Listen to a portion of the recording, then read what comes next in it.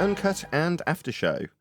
I'm your host, Nathan Oakley, and if you are new to this channel, or you've not done so already, then be sure to subscribe, hit the bell notification icon, and join button if you'd like to become a Nathan Oakley 1980 channel member and keep up to date with the Flat Earth debate. If you would like to support the channel, there is a super chat that runs alongside each of these shows while they premiere, and there's also a Ko-Fi, Patreon, crypto, and thanks button in the info box below the video. Speaking of Patreons, I'm going to do a quick shout out to all of you who do support me on Patreon. So a massive shout of thanks and appreciation to Vitali Z, Colton James, BG, Survive the Spin, FE Patriot, Steve, On the Level, Thomas van der Zander, Gary Hughes, Measured Flat, Chris Wouters, Oh Wow, Mitch Kennedy, Rod, The Name's Barely, Twodwazzle, Jason Hornsby, Christoph Fournier, Flat Earth Travolta, JMelds24, Unimento, M Iron26, Endless, Goldie McKinnon, Retro Bill, Michael Kahn, John Kays, Patrick Gunnels, Banter, Mel B. Styles, Hairy Blade, Mobile Mac 777, Rob W., Del West Watson, Unbelievable Productions, Blue Ridge Ranger, Abraham Mohammed, Skeptic 936, Texas Mike, Chow Yun Cat, David Wayne Foster, and Dank. So another massive thank you to all of you for supporting me on Patreon. Now I will hand across to whoever is in Discord and Google so you can enjoy their dulcet tones while I set up for today's live show. If it's too far up, I can copy and paste it and repost it. No, I should be able to find it. It's in Master B. Memory, you put a little synopsis of what the video actually was along with it, so it shouldn't be too difficult to find. Here we go. We're being lied to. Is that the one? In the thumbnail? Correct. Yeah, got it. Okay. So this gentleman, he's explained how he was living his normal life in well-paid jobs. So, a prominent member of society doing well. And he stumbled into, listened to podcasts that question heliocentrism and the Big Bang and evolution. And so he's on today's podcast, having written books about other subjects, giving his 2 pennies worth about flat Earth, heliocentrism, and the latter. So there's going to be some things he gets right. He's going to correctly define reification fallacy and affirm the consequent fallacy, that the burden of proof is on those making the positive claims. He's going to get a lot of things right, but he's equally going to get a lot of things wrong and be in the weeds. So when you're in the weeds of heliocentrism, it's hard to see the wood from the trees. So there's going to be examples of that. So it's going to be a mixed bag. Where do you want to start? The host is incompetent, to be honest, and he didn't even brush his hair for the. If I was that guy turn up, I'd be disappointed. But where do you want me to start? Send me a book. Where do you want me to start? Personally, I suggest from the beginning. You can always just, if you feel he's a bit too much in the weeds, you can just skip ahead 30 seconds here and there. Okay.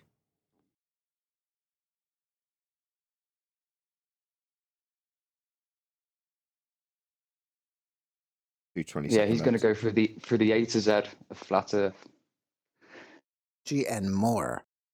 He is a magna cum laude graduate of Princeton University, a former New York investment banker, and his latest book is An End to the Upside-Down Cosmos, Rethinking Big Bang, Heliocentrism, the Lights in the Sky, and Where We Live.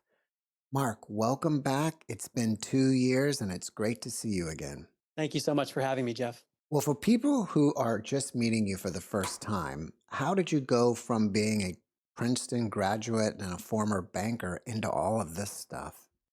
It was very much unexpected. I was working in Silicon Valley back in 2016 and started listening to podcasts, basically. At the time, I was a mainstream thinker.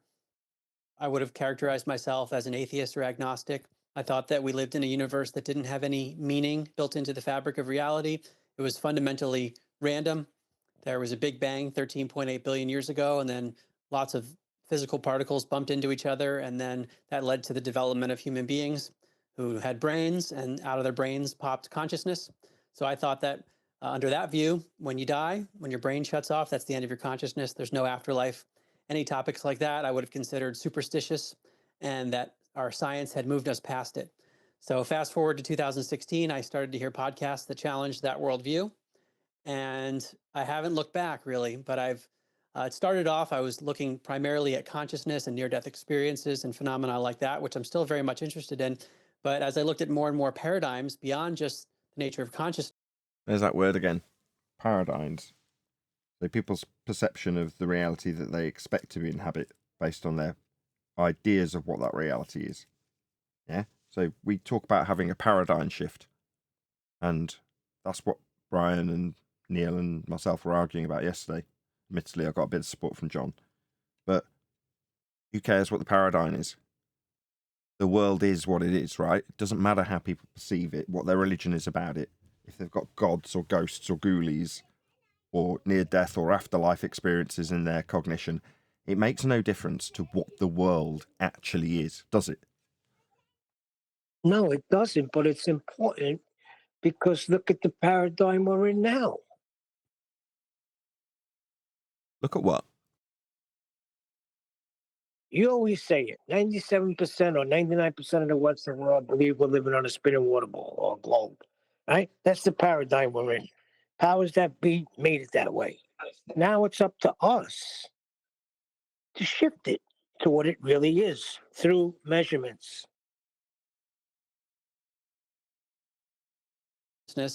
I saw there were many holes in the assumptions that I believed to be true. And it's led me down many different paths, most recently looking at cosmology. Well, if you're questioning the Big Bang Theory, why should we all be questioning it? Maybe where I would start is, why should we believe it? And what you ask is a profound question in many ways, because when we are told things by authorities, the knee-jerk reaction, especially among those who are educated, I found, highly educated, the knee-jerk reaction is to believe the experts. When in fact, it's the burden of proof is on the person putting forward a claim, especially if we're talking about something that allegedly happened 13.8 billion years ago in a very far away place. To think that we know what happened with any precision, it seems a bit egotistical to believe that we could actually know that. Yeah, a long time ago in a galaxy far, far away, right? But beyond that, there are many holes in the typical Big Bang story. It's interesting when That's all it is, though. It's a story. I mean, he's already kind of answered his own question. It's like, I realised there was a lot of holes in my assumptions. I didn't say my, but I'm going to have to phrase it that way to make it easy to understand, right? There's a lot of holes in their assumptions. It should end there. You don't go, well, how flawed are these assumptions? They're assumptions. Yeah. The same with when he phrased it as a belief. Like, yes, you hold these things like a vast timeline and a Big Bang as merely beliefs. That's all they are. But he's wrestling with those. Good. Let me ask you a question. Are we assuming that Earth is measured flat? No, it just is measured flat. No belief involved. when I was an undergrad at Princeton, I thought about majoring in astrophysics. I ended up majoring in psychology, blending psychology with economics, so behavioral economics. But So he was going to study a pseudoscience and instead decided to study a pseudoscience. Oh, how lovely. at one point, I was really hot on astrophysics because I took an astrophysics course and they were talking about the nature of the cosmos. And in particular, they talked about the cosmic microwave background, which is a well-known phenomenon. It's the idea that we can measure currently radiation that came from the Big Bang 13.8 billion years ago. That's not a phenomenon. That's a description within a paradigm. The problem is that there's some anomalies that I didn't learn. No. The CMB immediately described the measurements therein, didn't he? They love using these science words. Learn about back at school. And what I find with all the topics I research is that sometimes they're inconsistent. He's saying, well, this description of something that's comes from a first law of thermodynamics violation doesn't add up. Yeah. The Big Bang's the first law of thermodynamics violation. What else do you need? Convenient anomalies that people like to just sweep under the rug. Whereas now, if there's an anomaly that doesn't fit the model, that means we have to rethink everything because... No, it doesn't. If there's an anomaly that doesn't fit the model, so what? Okay, no worries. It doesn't fit the model. That's all that means.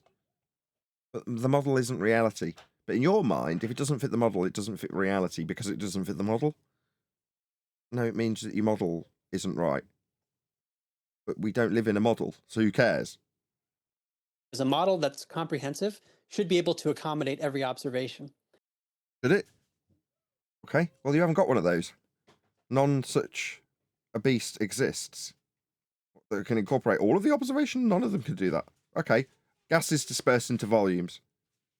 Show me any heliocentric model that copes with that. Oh, there isn't any. And with regard to this cosmic microwave background, again, the background radiation that still exists from the Big Bang, it is supposed to be homogeneous. Why is he phrasing this like it's... Hold on. Why is he phrasing this like it's present tense and current and true? Yeah? When he describes something that doesn't comport with his descriptions, he suddenly starts launching into it like it's how the Big Bang was this period of time ago. Like he's accepting a lot of the rhetoric. And I like that, which I'm still very much interested in. But as I looked at more and more paradigms beyond just egotistical to believe that we could have some anomalies that I didn't learn about back at school. And what I find with all the topics I research is that sometimes there are inconvenient anomalies that people like to just sweep under the rug. Whereas now, if there's an anomaly that doesn't fit the model, that means we have to rethink everything, because a model that's comprehensive should be able to accommodate every observation. And with regard to this cosmic microwave background, again, the background radiation that still exists from the Big Bang, it is supposed to be homogeneous and isotropic, meaning it doesn't have a preferred direction. And yet what we experience in terms of gases and our quote-unquote atmosphere is anisotropic and inhomogeneous. But there are these anomalies in the background radiation that are inhomogeneous and anisotropic, meaning that it comports with everything else that we observe. Yeah, it does. It has a preferred direction. No, it comports with entropy. So it doesn't match the prediction of what we'd expect based on entropy? Let's see what the next word is. This expanding universe model. Oh, based on the heliocentric expanding universe Big Bang model. We don't live in a model. We do have laws of nature, though. Of a Big Bang. And this has disturbed some physicists so much that they've called it the axis of evil. Physicists, people who exercise physics, cause and effect reasoning based on observed phenomena, as opposed to things that are anomalies within models that don't work. Why is it an axis of evil? Because it points toward Earth as having a central place in the cosmos. So this harkens back to what some would call an ancient view on the cosmos, which is that it's geocentric. How we measure it, how we describe it, how we've charted it is all with respect to a flat plane with a central point that we arbitrarily ascribed at the North Pole. Because it doesn't move. So in terms of a centralized mapping system, Polaris-centric in nature, that is how we describe the Earth.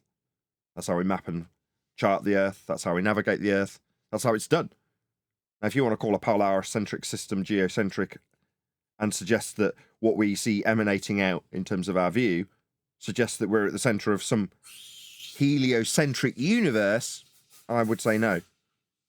But how we describe the angle measurements to these lights in the sky with respect to a point that doesn't move called Polaris could be described as a centralized point because it is measured as a centralized point.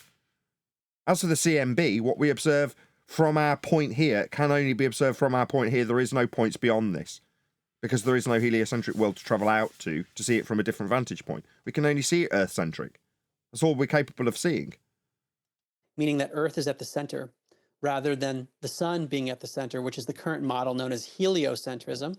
And heliocentrism follows this Big Bang and billions of years of stuff flying around, and it ends up with Earth revolving around the sun.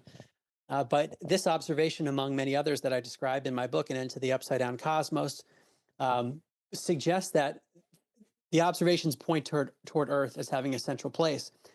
No, you are making observations based on your position at the observation point. You can only describe that as you being the centralized point that you observe from, because that's where you're observing from, and it is ipso facto from Earth, the only place you can make these observations from.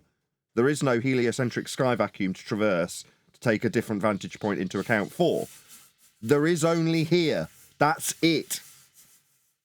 And this violates what's known as the Copernican principle. But it violates what? A different model of a man that came up with an idea of Earth being a ball? Yeah, it would, wouldn't it? Given that the measurements that Copernicus utilised were also flat? The Copernican principle comes from this heliocentric model, which started with Nicholas Copernicus and then Galileo. His observations in the telescope pointed us toward sun being at the center, heliocentrism.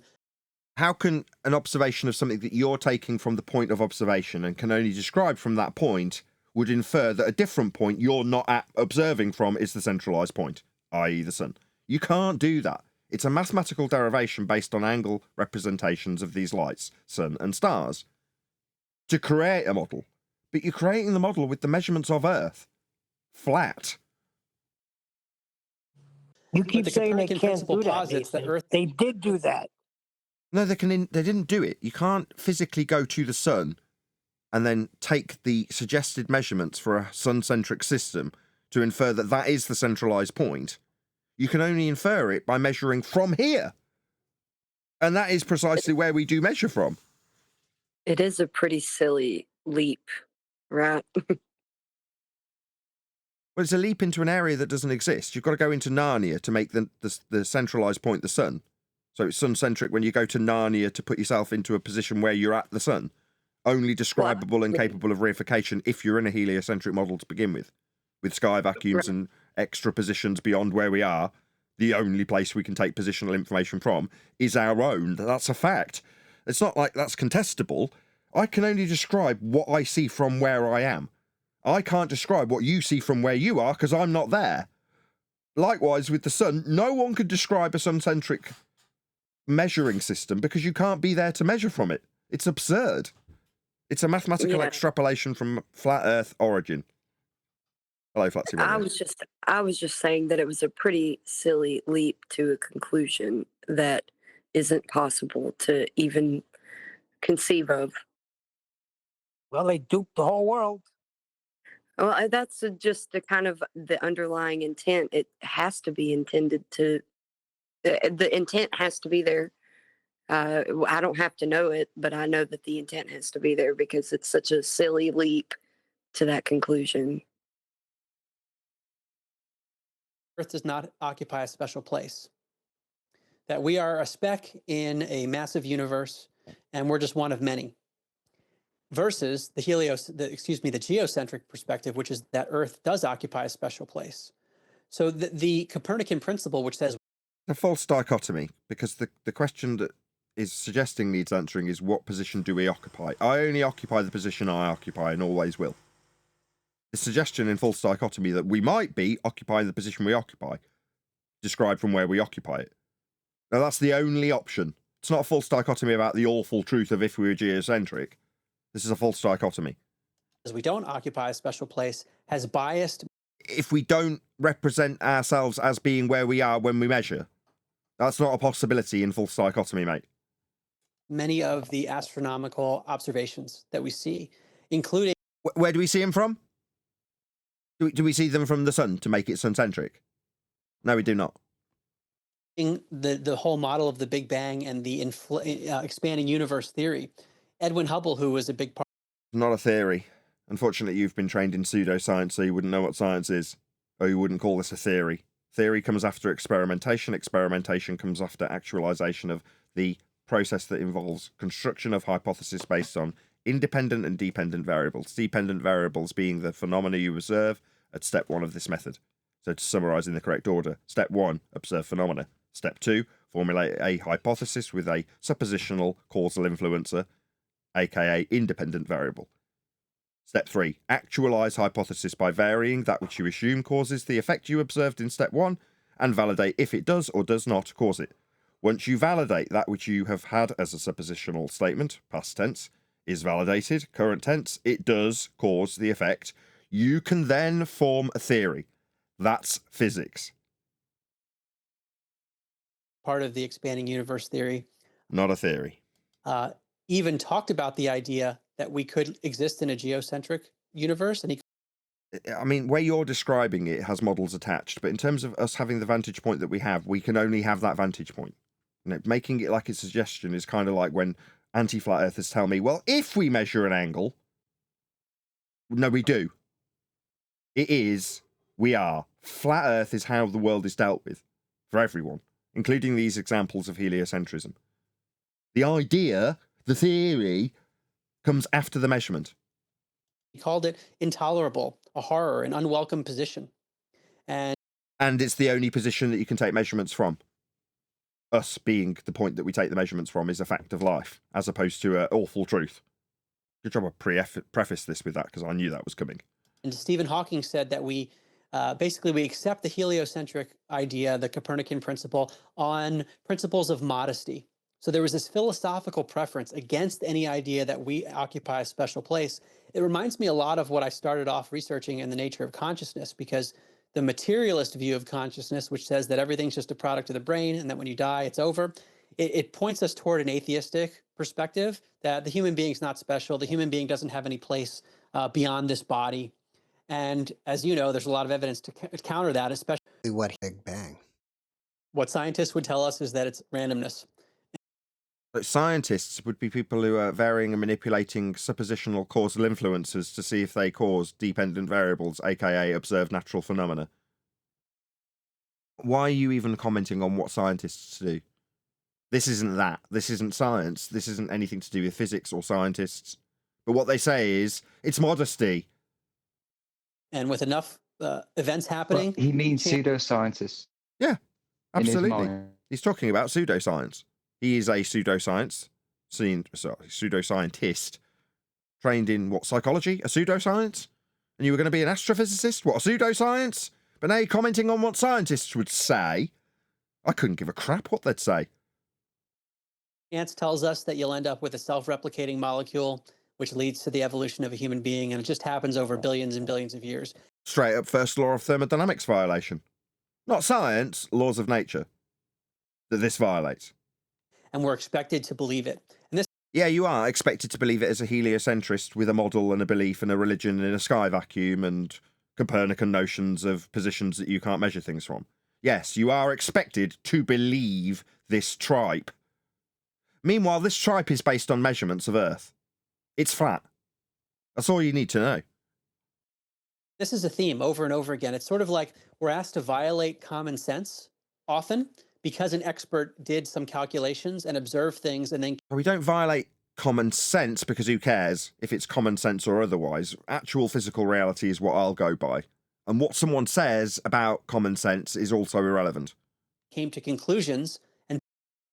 But by talking and thinking, as opposed to observing natural phenomena and then figuring out the cause of it by varying and manipulating that which you assume caused it, like science and stuff. Built a model Nathan, around... He said experts, Nathan. Experts. I don't care what they title themselves. If they're going to parade themselves as scientists, then they better do some science. If they don't, then they fall automatically into the definition of pseudoscience. Because that's what this is. That's what he's talking about. All of this that he's, quote, expected to believe is peddled as science, though, isn't it? It isn't, because it hasn't observed the natural phenomena process to elucidate the cause therein. That would be the scientific method. They're not doing that. But what we're expected to believe it, yeah, we are, aren't we? Shocking state of affairs that we live in. Those observations.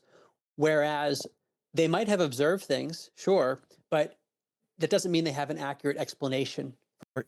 Observing and explaining. Is that how you think this works, sir? No. You observe a phenomena and then say, I suppose this will cause it. And I'll see if it does by varying it. And if upon varying it, it does cause it, then you've explained it. That's how you explain things. Explanations by way of validation through the method of science. That would be empiricism. Any idiot halfwit can come up with a just so story explanation or a mathematical equation. But it takes a scientist to actually explain things with empiricism, give an actual explanation. Why did that happen? It happened because this was the cause of that. That's what science does. This guy hasn't got a clue what science is, has he? Doesn't know what science is. Self-confessed, trained pseudoscience in psychology.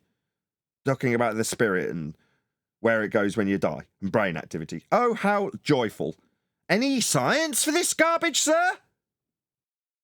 What about the Bullshit that you're peddling about heliocentrism and what you're expected to believe. Did you have any science for that when you believed it? No, you did not, but now it's time to question it. No need to question it, sir. They didn't have any proof to begin with. For what they observed. And an example I give, the book I wrote before this is called An End to Upside Down Medicine, and I look at why do people get sick fundamentally. But this principle. Did he list his? Is he a doctor? Is he not? I'm thinking he is. Why is he writing about this? That I'll describe here applies to cosmology as well. If you imagine that a lot of people go to a party, and then after the party, if you're going to talk about cosmology, I expect the next words out of your mouth to be about the world we inhabit and the lights in the sky, for example, as opposed to an analogy about how people behave at parties. Just leave the cosmology to us, sir. Yeah?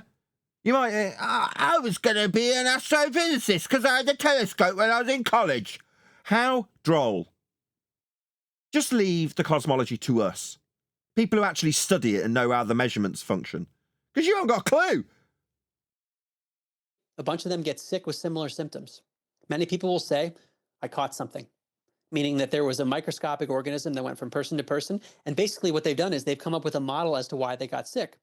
Really what happened is they came up with one hypothesis, which is a reasonable one to come up with, but there are many other reasons why someone could get sick.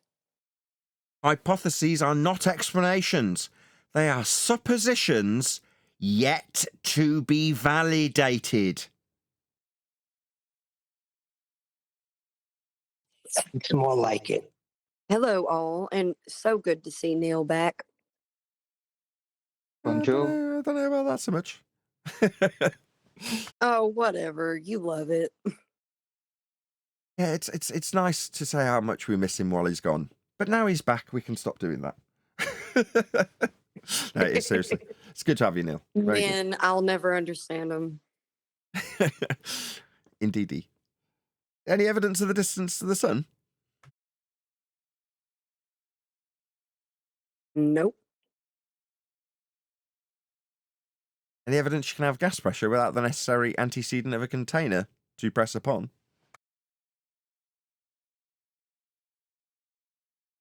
Negative, Ghost Rider. I actually brought that up. I seldom have interactions that involve me discussing the subject of the show with any third party beyond the show. It's very, very rare that that happens. It occasionally happens, right? And today it happened because I went to get a second opinion on a tooth that's been giving me absolute agony for months now. So I went and got a second opinion after getting a bit of advice from Adam. He's like, go to a different dentist, just get a second opinion. Which is fine normally, but I'm quite poor, so pouring money into consultations with dentists isn't necessarily good, other than the fact that I do want to resolve this issue. Aside from that, right, just background over, I had to fill out a form because I'm not a patient of this dentist. So I fill out my form, and in it says, what do you do for a job? Now I just wrote YouTube, and then carried on with the form in my scrawl handwriting, and when I went into the appointment, I handed it over to his assistant, who took it off me, and then he starts the consultation. And then he says, oh, right, it says here, YouTube, what do you do? I'm like, debates. And he's like, what do you mean debates? Debates on YouTube, you know, like people debating. He's like, debates on what? Cosmology, I say.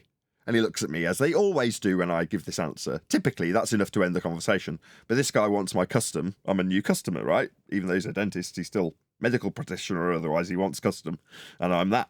And I'm new, so he was trying to make an impression, and he's pushing me to tell him what I do for a living. So I'm like, cosmology's, you know, the stars and the stuff and the universe that we inhabit, if you will. He's like, all right, are there aliens? And I went, well, there's illegal aliens, if that's what you mean, like coming from other countries. But in terms of stuff in the sky, I would say no. He's like, tell me something amazing. And I went, I will. But after you've done the work on my teeth and had a little look and given me your advice, then I'll ruin your day.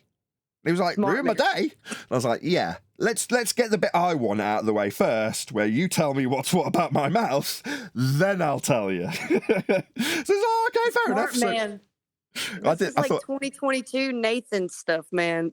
Smart man. So well, it's smart. just 2022. Shush you. What are you doing getting in on this act, jumping on that bandwagon? I'm My just God. kidding.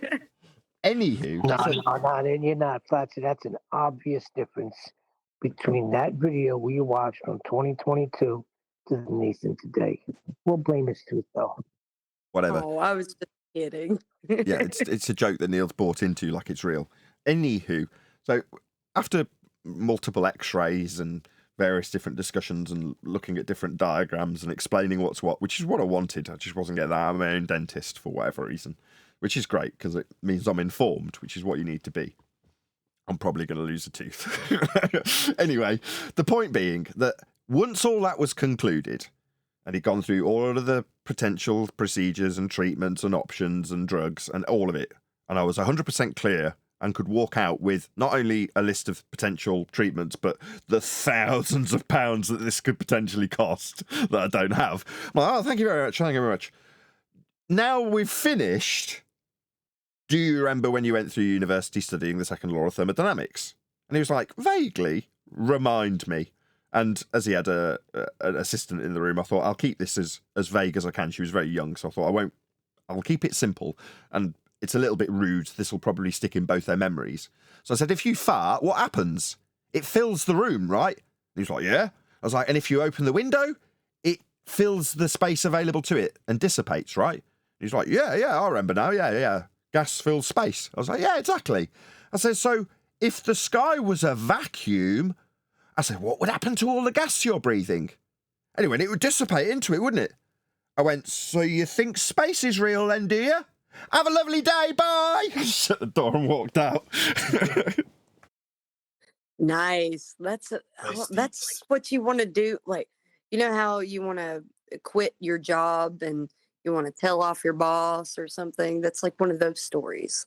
As I was leaving and I shut the door, as soon as I delivered my line, I shut the door and I heard him from behind the closed door going, no way! No, you've left me with this in my mind and all right. And next to him, there's a woman working in an office that I'm walking past as I'm leaving. And I saw her prick her ears up and widen her eyes as if to say, it doesn't normally happen that he starts shouting when the door closes. She's in the next office along. And I looked at her and I raised my eyebrows. She raised her eyebrows and I got on with my day and left. Ruining him and his assistant's day. You said that, right? You gave them the forewarning, so they I did give him a forewarning, and he pushed, so he got what he wanted. That's why I don't do it, because I know it will ruin that guy's day, or at the very least ruin his assistant's day. He probably looked about 18 or 19, very, very young, compared to me at least. And I'm like, well, this is going to ruin your day, but you pushed for it. You asked. You could have just said, cosmology. Oh, yeah, very good, very good. Right, about your teeth. But he didn't. Not my fault. Hey, Nathan, did you Well, have he anything? sounds You'll like a see this swell dentist guy. again? Hold on, Angels first, then Kim, then whoever that was. Nathan, yeah, sorry. I saw you did a review on the debate I had with Nathan Thompson and PhD and that other malarkey guy. Malarkey guy? Okay. Yeah. I don't remember, but carry on. uh, Yes, I'm sure we did. Yeah. So it did. I mean, at the start, guys weren't really impressed, but I'm not sure if you did the whole debate because I did school PhD Tony on the whole space thing. It's pretty hilarious. Actually, we schooled them through the whole thing. It's very good. I've got like clips if you want to see it, but yeah, it was fun. Yeah, we'll definitely do that maybe another day. We have actually got something lined up that we were covering when we were in the pre-show, which we will segue into eventually when we've had this chit-chat, mostly about dentistry, pain, and flat earth stuff. Well, not actually flat earth at all when you talk about space, but yes. I can't remember covering it, to be honest, Angels. I'm absolutely certain that we were hypercritical of everything, you and the opponent. You Why, have you remember? taken it Yeah, personally? I brought up. I brought up the pitch data in my intro, and Tony's like, his response to it was the I sub bar is curved and it follows the curvature. I do vaguely remember. It might not be you, though, that this relates to, although it might. I just can't remember who it was that we were critiquing when this came up last. But the pitch data is an ending. So it's something that you slap on the desk to prove your point, because there's no arguing with it. But it might be someone else, so don't take this the wrong way if it isn't you. I'm not suggesting it is, but there has been several instances, let's just make it more vague, where people have presented it like it's an opener to start debating about it. And it isn't. It's something you bosh on the desk. There it is, pitch data. There's no getting around this. It's not an argument to start. It's an end to the discussion. Like I say, I can't remember if that was you. I can't remember what we covered for you at all, to be honest. You've reminded me it's PhD Tony. But I can't remember what he did either, to be honest. Dude, PhD Tony said, I showed him a second observation of the black swan because as my opening argument. And he goes, well, I go to him, well, so the Earth just looks flat, but it's actually curved. And he's like, no, it's not flat because I can't see the Himalayas. I'm like, are you serious, dude? You can't see the end of a road. You want to see halfway across the Earth? Yeah, I mean, that is a byproduct of them removing perspective from Earth curve maths. So if you're a surface scratcher, which PhD Tony is, I've had enough encounters with him to know what he's like as a type. When you get first into what seems like deep heliocentric knowledge, that is Earth curve calculations, it automatically takes you to a place that doesn't include perspective. So because that's how it's being told to him, in this case PhD Tony, this is how the world does function, this is the maths for it. When there's removal, unbeknownst to him, of perspective, he would juxtapose that with a flat Earth that has the same limitation, no perspective. Well, without perspective, yeah, you can see New York from Ireland. But for the fact that it's too friggin' small. It's like, the funny thing was, I showed him an observation I did, right? Pulling a boat back into view over the horizon, which he freaked out on. And his argument was, oh, well, it's angular resolution, basically, right? Well, then that's the end of Earth curve maths. Exactly. So wait, you think you're going to see China from where you are now, and China's not going to shrink in angular size? Like, these guys are supposed to be smart.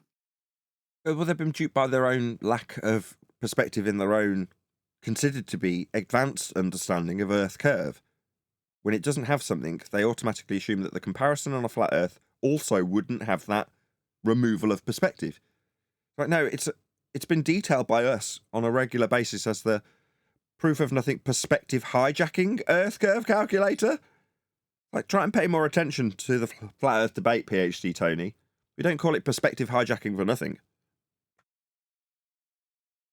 Yeah, It's they not really literally an took the calculator. way we see. Hold on, Angels. Go ahead, John. I was Yes, next. there's no Earth curve. There's no Earth curve in the Earth curve calculator.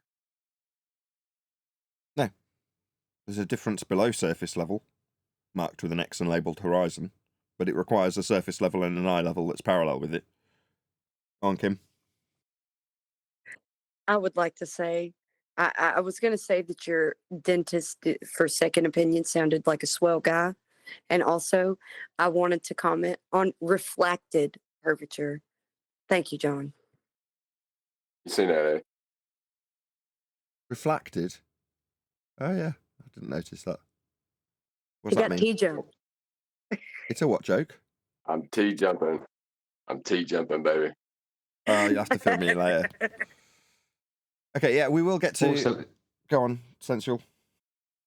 thank you. Also, earlier you said that flat Earth and outer space aren't directly connected, but last week or recently, refracted curvature put a direct link between them. Was you listening, or was you thinking about Fortnite? You want to reiterate it, John? Don't be cheeky. I've been on the panel for about a month. Getting lippy with me.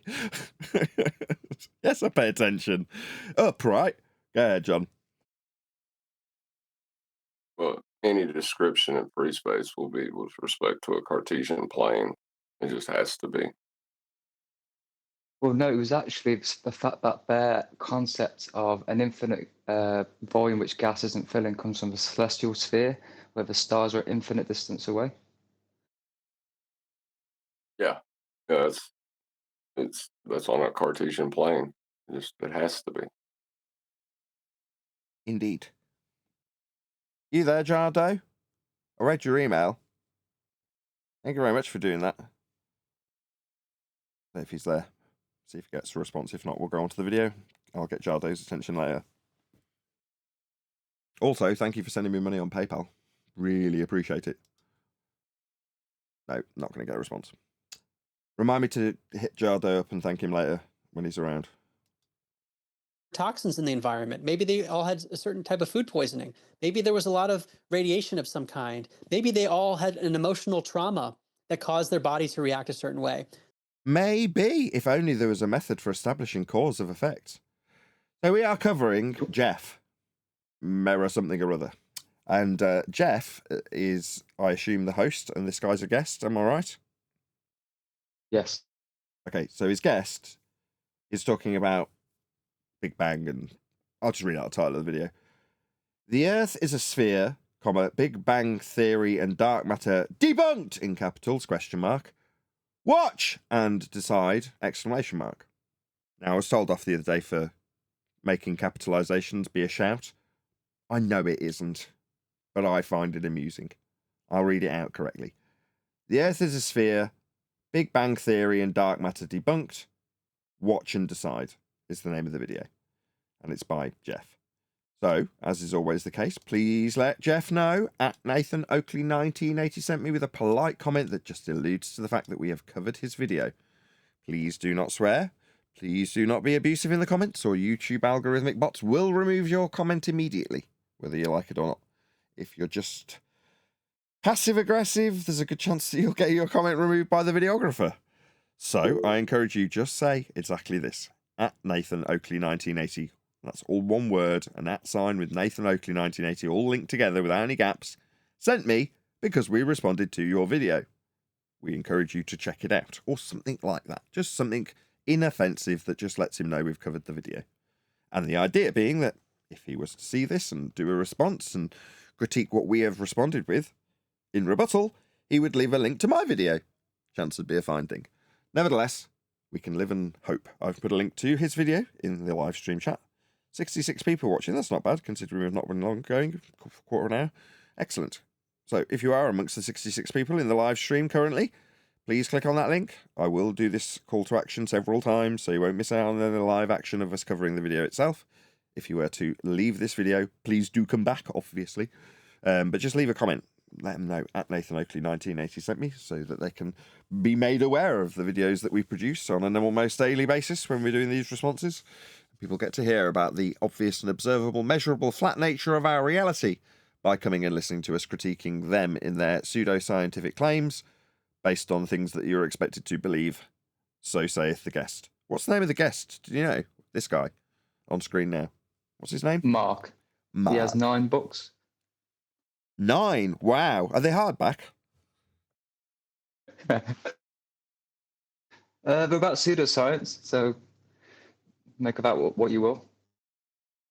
Feel free to refer to Mark, the guest, if indeed that's the majority of the response. I don't know, I haven't watched this video yet, but I would assume the majority of it is going to be aimed towards Jeff's guest, Mark.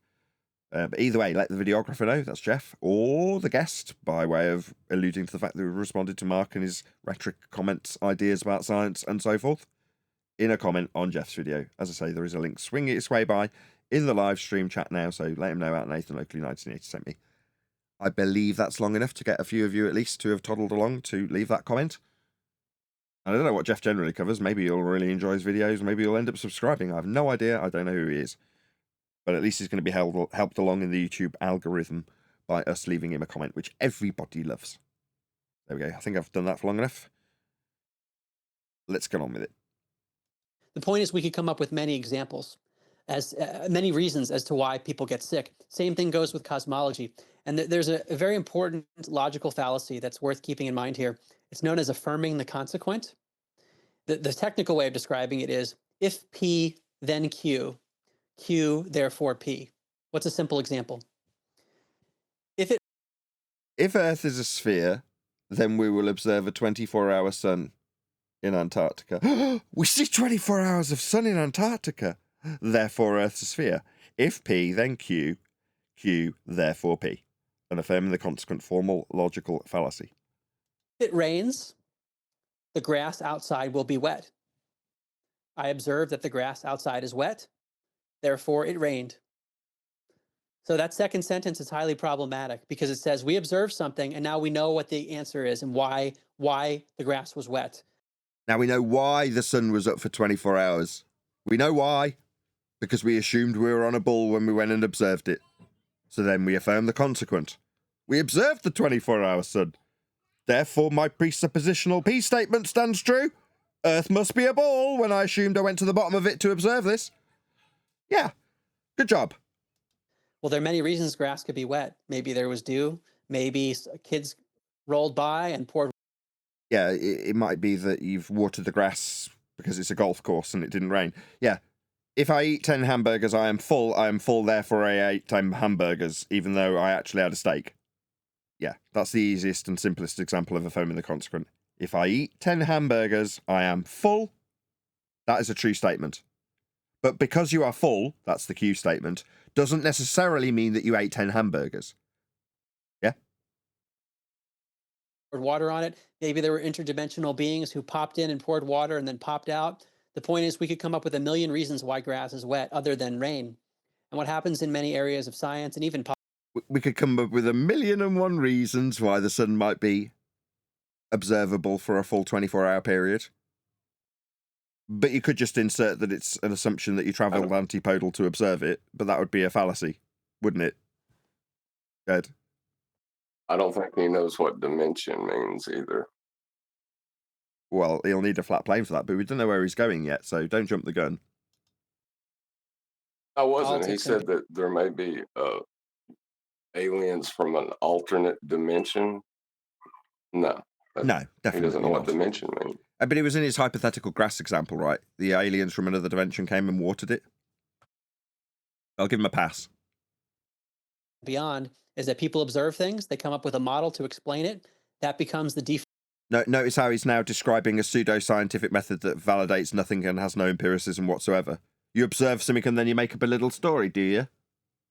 In science, we observe a natural phenomena and then suppose a cause, vary the cause to see if it induces the effect. That would be a scientific experiment. After that, you can form a theory. What he'll do is describe making a model after making an observation. Models aren't explanations. Only earlier in the pre-show when we were covering this, he talks about how you're presented with models that you're expected to believe, but they're wrong. And it's suddenly some big catastrophe because things that you observe in physical reality don't match the model. Who cares? But that's a big problem if you're a pseudo-science astrophysicist. Not that he is, he's a pseudo-science psychologist. Default model, and then anything new that they observe, they force fit it into that model. And I think a lot of what we see in cosmology, including the Big Bang. That's a reification fallacy. You can't force feed models. They've got no digestive tract. Suffers from this logical fallacy. Do you feel that the Big Bang even happened, or? It's just a story with no validation and no proof and no empirical experimentation to back it. But you're asking this guy if he feels it might be true. Have a word! Have a word! Excuse me, I know there's no proof for unicorns. And I know that there isn't any demonstration of unicorns. But if I ask you, sir, how do you feel about the truth behind the unicorns? Is it worthy of believing in, would you say?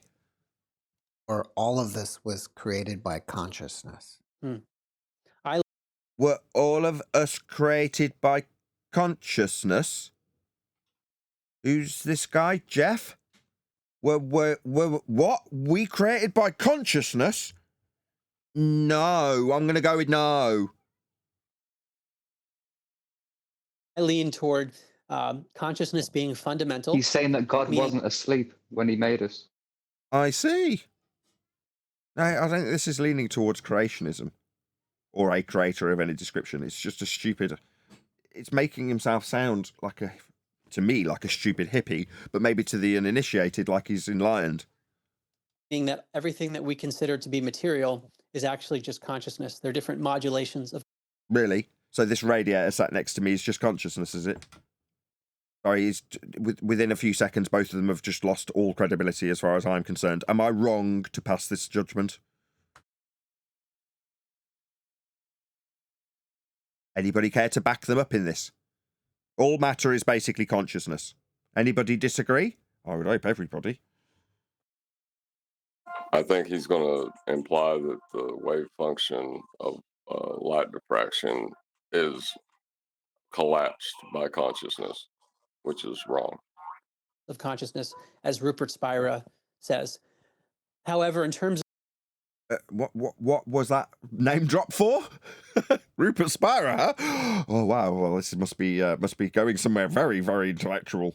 Of the mechanism by which consciousness has manifested this physical world, I really don't know myself. Why are you speaking on it then? I'll recoil. That was literally the only way he could have got around this without me getting more and more annoyed with him. Good on you. That was the only reprieve you could have offered me in this circumstance. Good on you. I'm highly skeptical. Just admit it. Yeah, I don't know. So now you don't have to talk on it. If you continue to talk on it, you're going to get my blood pressure going, though. I've got to be honest. We'll see how this goes. Of the Big Bang Theory, however, because... It's not a theory.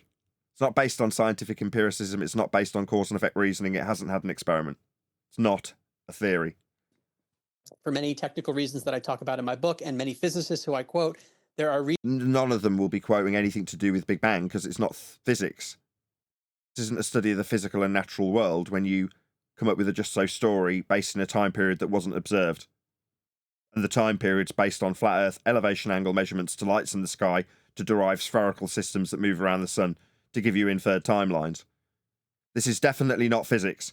So why are you leaning on or trying to lend credence to your statements by saying that you've got this from physicists? Hijacking the scientific terminology that you're definitely not a part of. You're not a scientist. reasons to question the model that's put forth. Models aren't science either. Why would we care what a physicist, in quotes, says about a model? Unless they're validating the cause of natural phenomena, they're not physicists. There are many, many anomalies that actually don't match the model. Who cares? You seem to be misinterpreting what you need. If you've got a leak, you go to a plumber. If you've got sparks, you go to an electrician. If you've got a problem with a mathematical model, you need a mathematician. You don't need a physicist. Including having to come up with basically imaginary particles that no one's found. One is known as an inflaton particle. Coming up with imaginary particles, is this what physicists do? Now, physicists don't come up with imaginary anything. You know, one of the prerequisite requirements that you have for an independent variable, that's a supposed cause and effect you've observed in nature, is that it's real. Must be capable of variation from you, the researcher, and it must be the presumed cause in your hypothesis. But above all else, it must be real. Why are you talking on science? Why? It's an outrage. That helped with inflation in the early universe. Did it? According to what mathematical reification, sir? This isn't physics, this isn't science, this hasn't been based on a study of the physical and natural world. What's that called again? Oh yeah, physics. It's a abomination of a mathematical model that doesn't work right. Oh no, but that's awful, isn't it? No, I couldn't care less. Has absolutely no bearing on it. Listen up, Neil. That might affect people's paradigm, but it has absolutely no bearing on reality. This is known as the reification. Not yeah. I had 25 minutes of argumentation from you and Brian on this subject yesterday. Oh, so it's not affecting people's paradigm that they're living in the heliocentric supposed model right now. Yeah, things will change. If everyone found out tomorrow, so much would change. Yeah, I might have hot dogs instead of hamburgers tomorrow. Things are going to change. Entropy will continue. I'm not suggesting there will be no change. But in physical terms, there's no phenomena to study because there's no physical change occurring. There is no phenomena. It's outside the realms of science. How can you tell me that things are going to change when we spend literally hours pointing out there's a category error to talk about heliocentric belief or flat Earth in terms of physical change? What change? There isn't one. We ever say the physical was going to change? We say the paradigm has to shift so this gets to this tipping point, which is critical mass, where people understand that they are not on a ball. Oh, well, you need a psychology expert. Yeah? You need one of them to study the effects on people's minds as they find out that nothing's changing around them. It was always flat and always will be. But they thought otherwise. Oh, it sounds like you need a quack for that change that I couldn't give a crap about. Oh, right, this affects you deeply and mentally. Oh, that's terrible for you. What's that? You need to immediately project that pain onto me, do you? No, I don't care. Nothing's changed. It's not that big a deal to me. It was flat before, it's flat today, it'll be flat tomorrow. The fact that you found out your religion's based on those measurements now and you're recoiling in outrage because suddenly your paradigm's different, I don't care. No big deal. It always was flat. Fallacy, basically describing something as if it's real and then continuing to use the term over and over again. What, like the village idiot coming up with some fantasy description of something? Any idiot can just come up with a random description. Well, but if you repeat it enough times, this kind of sounds a bit kind of Nazi, doesn't it? Yeah, just keep repeating it over and over again, and then eventually the entire world will think they're standing on a reified sphere derived from flat Earth measurements, won't they? As if it's a real thing, even though it's purely hypothetical. So we end up with a lot of these things in cosmology. So was there even an inflaton particle? Well, you might need to have that particle to explain the Big Bang Theory. Within a model that isn't anything to do with the physical reality that we actually incorporate into our daily lives. It's just the model that has a problem with that and might need it. Physical reality won't need it. It doesn't exist in physical reality, but the model might absolutely need it when there's a big problem with the model that has no bearing on the reality that it's trying to describe incorrectly. Otherwise, it falls apart. So you end up, what happens in science is that people plug. This won't be what happens in science now. You've already got told off once from me. You shouldn't be talking about what science is, what it does, what it believes, how you'll reify it after demonstrating that you don't know what it is. You shouldn't be doing this. It's an offense to my ears. Things in order for it to work. So that's a long way of saying, Jeff, I don't exactly know the mechanism by which everything started, but I lean toward the idea that there is a consciousness beyond space and time that is the foundation of all reality. Well, you're on the right track, but there is a way of knowing these things. The ontological primitives are the question you need to be asking. You need to allude to this true dichotomy of whether or not nature created itself or there was an external force that created nature. Because those are the only two options. It's a true dichotomy. Now, fair enough, you don't know that. But if you listen to this, you will. Look up the ontological primitives. Because when you appreciate that nature poofing itself into existence violates the very laws of the nature that you're describing, that is to say, the first law of thermodynamics would be violated by that description, you are only left with one option. Now, yeah, you're on the right lines. It seems like you're going that way anyway. Heliocentrism and geocentrism, but current science says that we're... So why are you going to tell me what science says? Why? Science has no lips, sir. It doesn't speak. It's a method of establishment of cause. Cause for what, you might ask? Naturally occurring phenomena. It doesn't speak. It doesn't digest. You can't feed it things like your models that you reified. Not you, Mark. But why are you telling us what science says? It has no lips to talk. Rotating around our sun, but then our... No, science doesn't say that. The Copernican mathematical derivation of flat Earth angle measurements describes that in mathematical terms.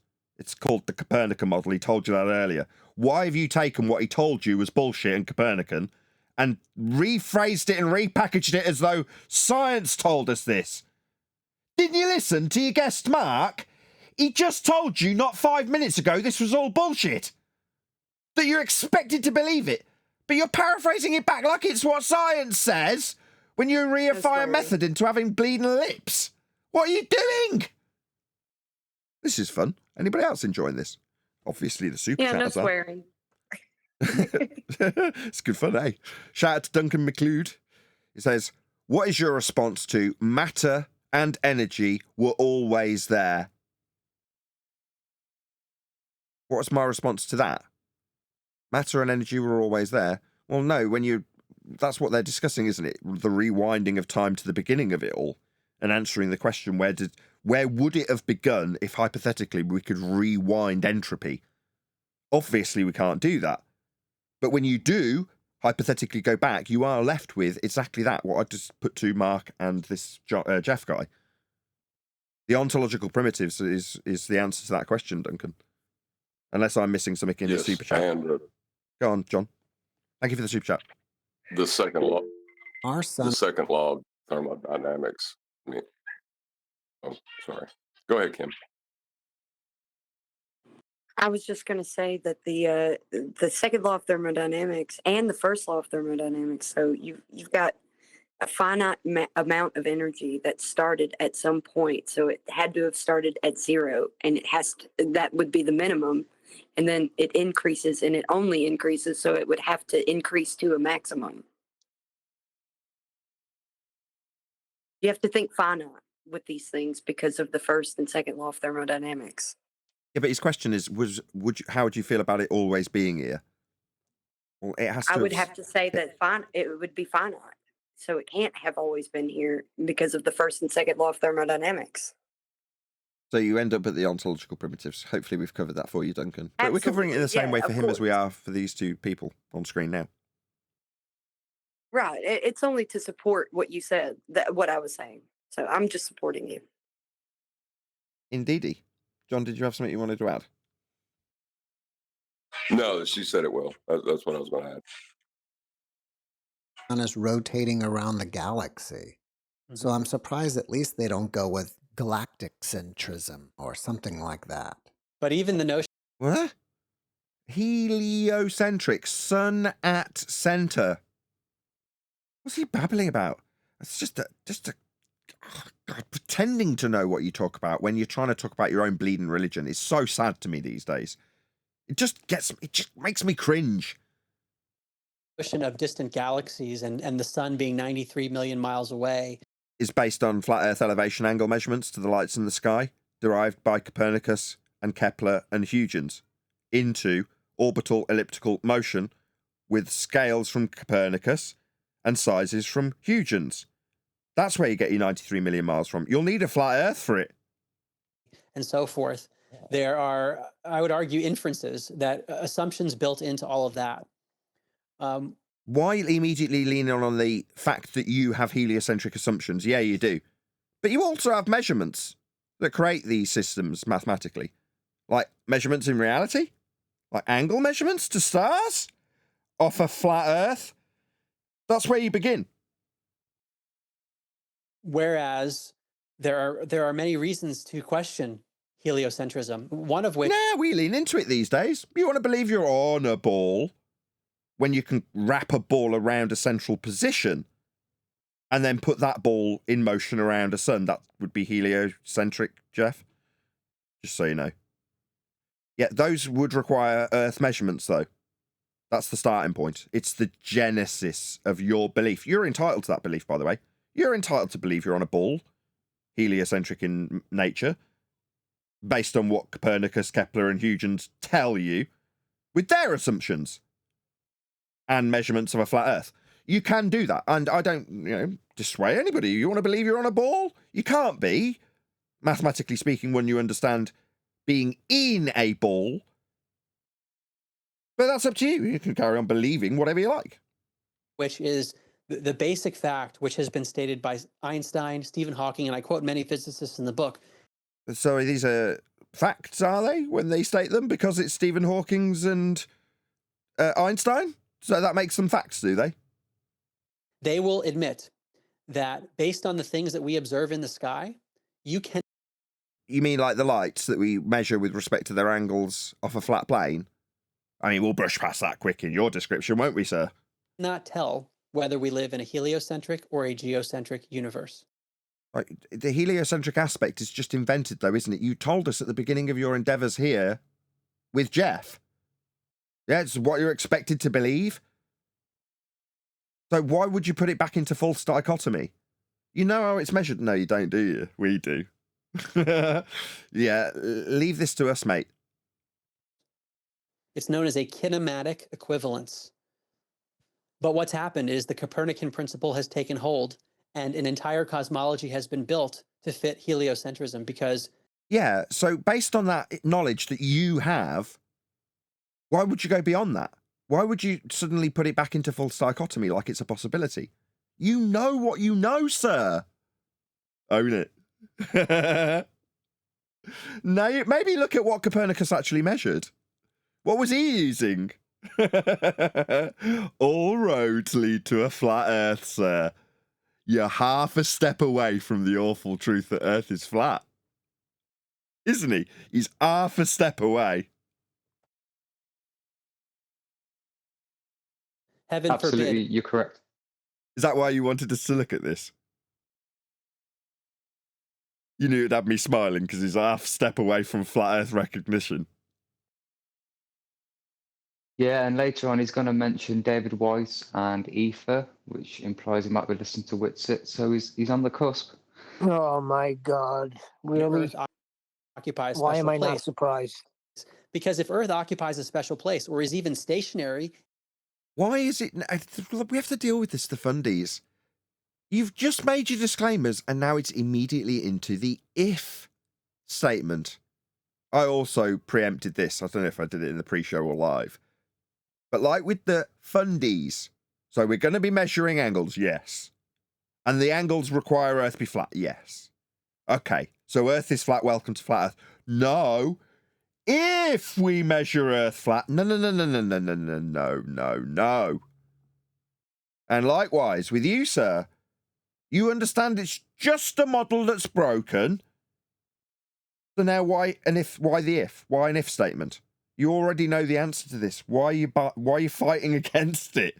Don't brace against what you already know to be not true. You know it isn't true. There's no if about this. Roll on the false dichotomy.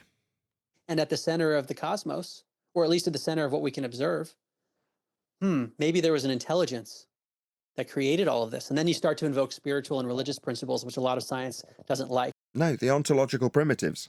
Maybe Earth poofed itself into existence, but for the fact that it violates the first law of thermodynamics. Oh, right. So in a true dichotomy where it can only be an external entity that created us, or a violation of the first law, there is only one outcome to that, isn't there? There is only one choosable solution in a true dichotomy. There was an external force, an external creator that created us. There is no other conclusion. Again, he's so close, isn't he? I like it. So that's... He's uncomfortable with this, isn't he? He's so close. It's making him uncomfortable. This is really intriguing. You should psychoanalyze yourself, mate. You're also reminding me of something that I used to just believe as a truth because so many people said it, which is that Galileo firmly proved to us that heliocentrism is true because he took out his telescope and he observed things. But what I didn't realize is that it was the same issue of affirming the consequent. He observed things that could be explained by heliocentrism, but they could be explained by geocentrism too. False dichotomy. Yeah. For example, he observed the phases of Venus, which are sort of like the phases of the moon. And he's got these terminologies that are heliocentric in nature ingrained in him. I'll give him a pass from a linguistic point of view, right? Unless he does something slightly more egregious for now. Said, well, that makes sense under heliocentrism. But it also makes sense under a form of geocentrism where Earth is at the center, where there are a few bodies in the sky, the wandering. Yeah, now it becomes bodies in the sky. So, you know, you've got certain aspects and principles of the physicality of these lights, which we have no explanation for, incorporated in. It's more than just linguistic, right? He wants this to be true. Yeah. These are tells. Go ahead, John. Well, it's interesting because in both descriptions, he's using a plane of reference to describe transit and phases, whether he's using the solar plane when he's talking about the heliocentric system or the equatorial plane when you're going to use the geocentric system. We don't recognize it. I think he does. I can't tell because he hasn't said it explicitly. So it just seems like he's grappling with it, though. Stars known as You think he planets. recognizes measurements, Nathan? Yeah. I think he's looked into this enough to have, not to have necessarily realised the implications of them, but he will have come across them.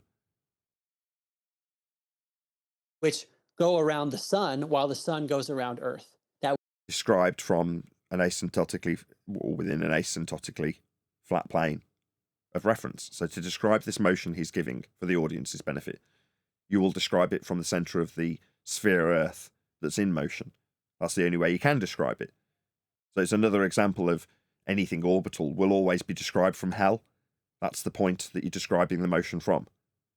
On an axis with respect to a flat plane that's going around a sun with respect to an asymptotically flat plane, that the centre of the globe Earth that's been created with these flat Earth angle measurements to the stars is set with you inside it on the, as John just described, equatorial plane inside a globe.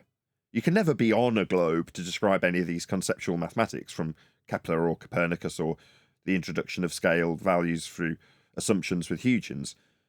None of it is ever described from the surface. It's always inside the globe, because that's where any of the mathematical extrapolations will function from if you ever try and back engineer them into something that works on the surface of the plane that we're actually on.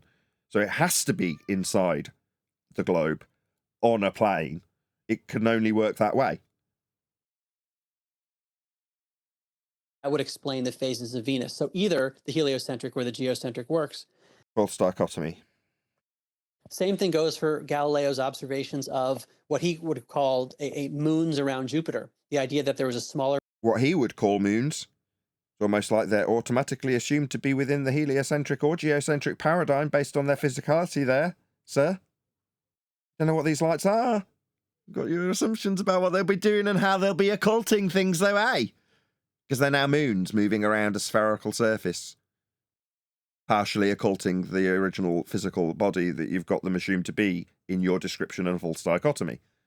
Oh, the tangled web we weave.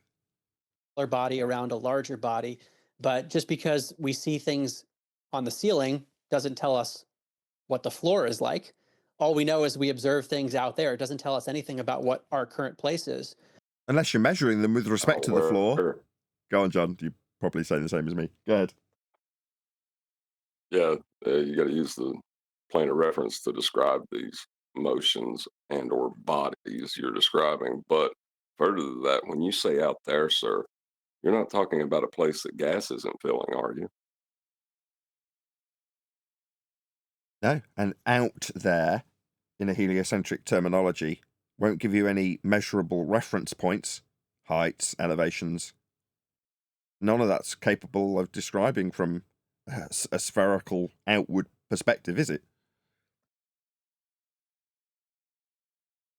No, and plus, gas requires a container. The distances he's invoking without containment you would die.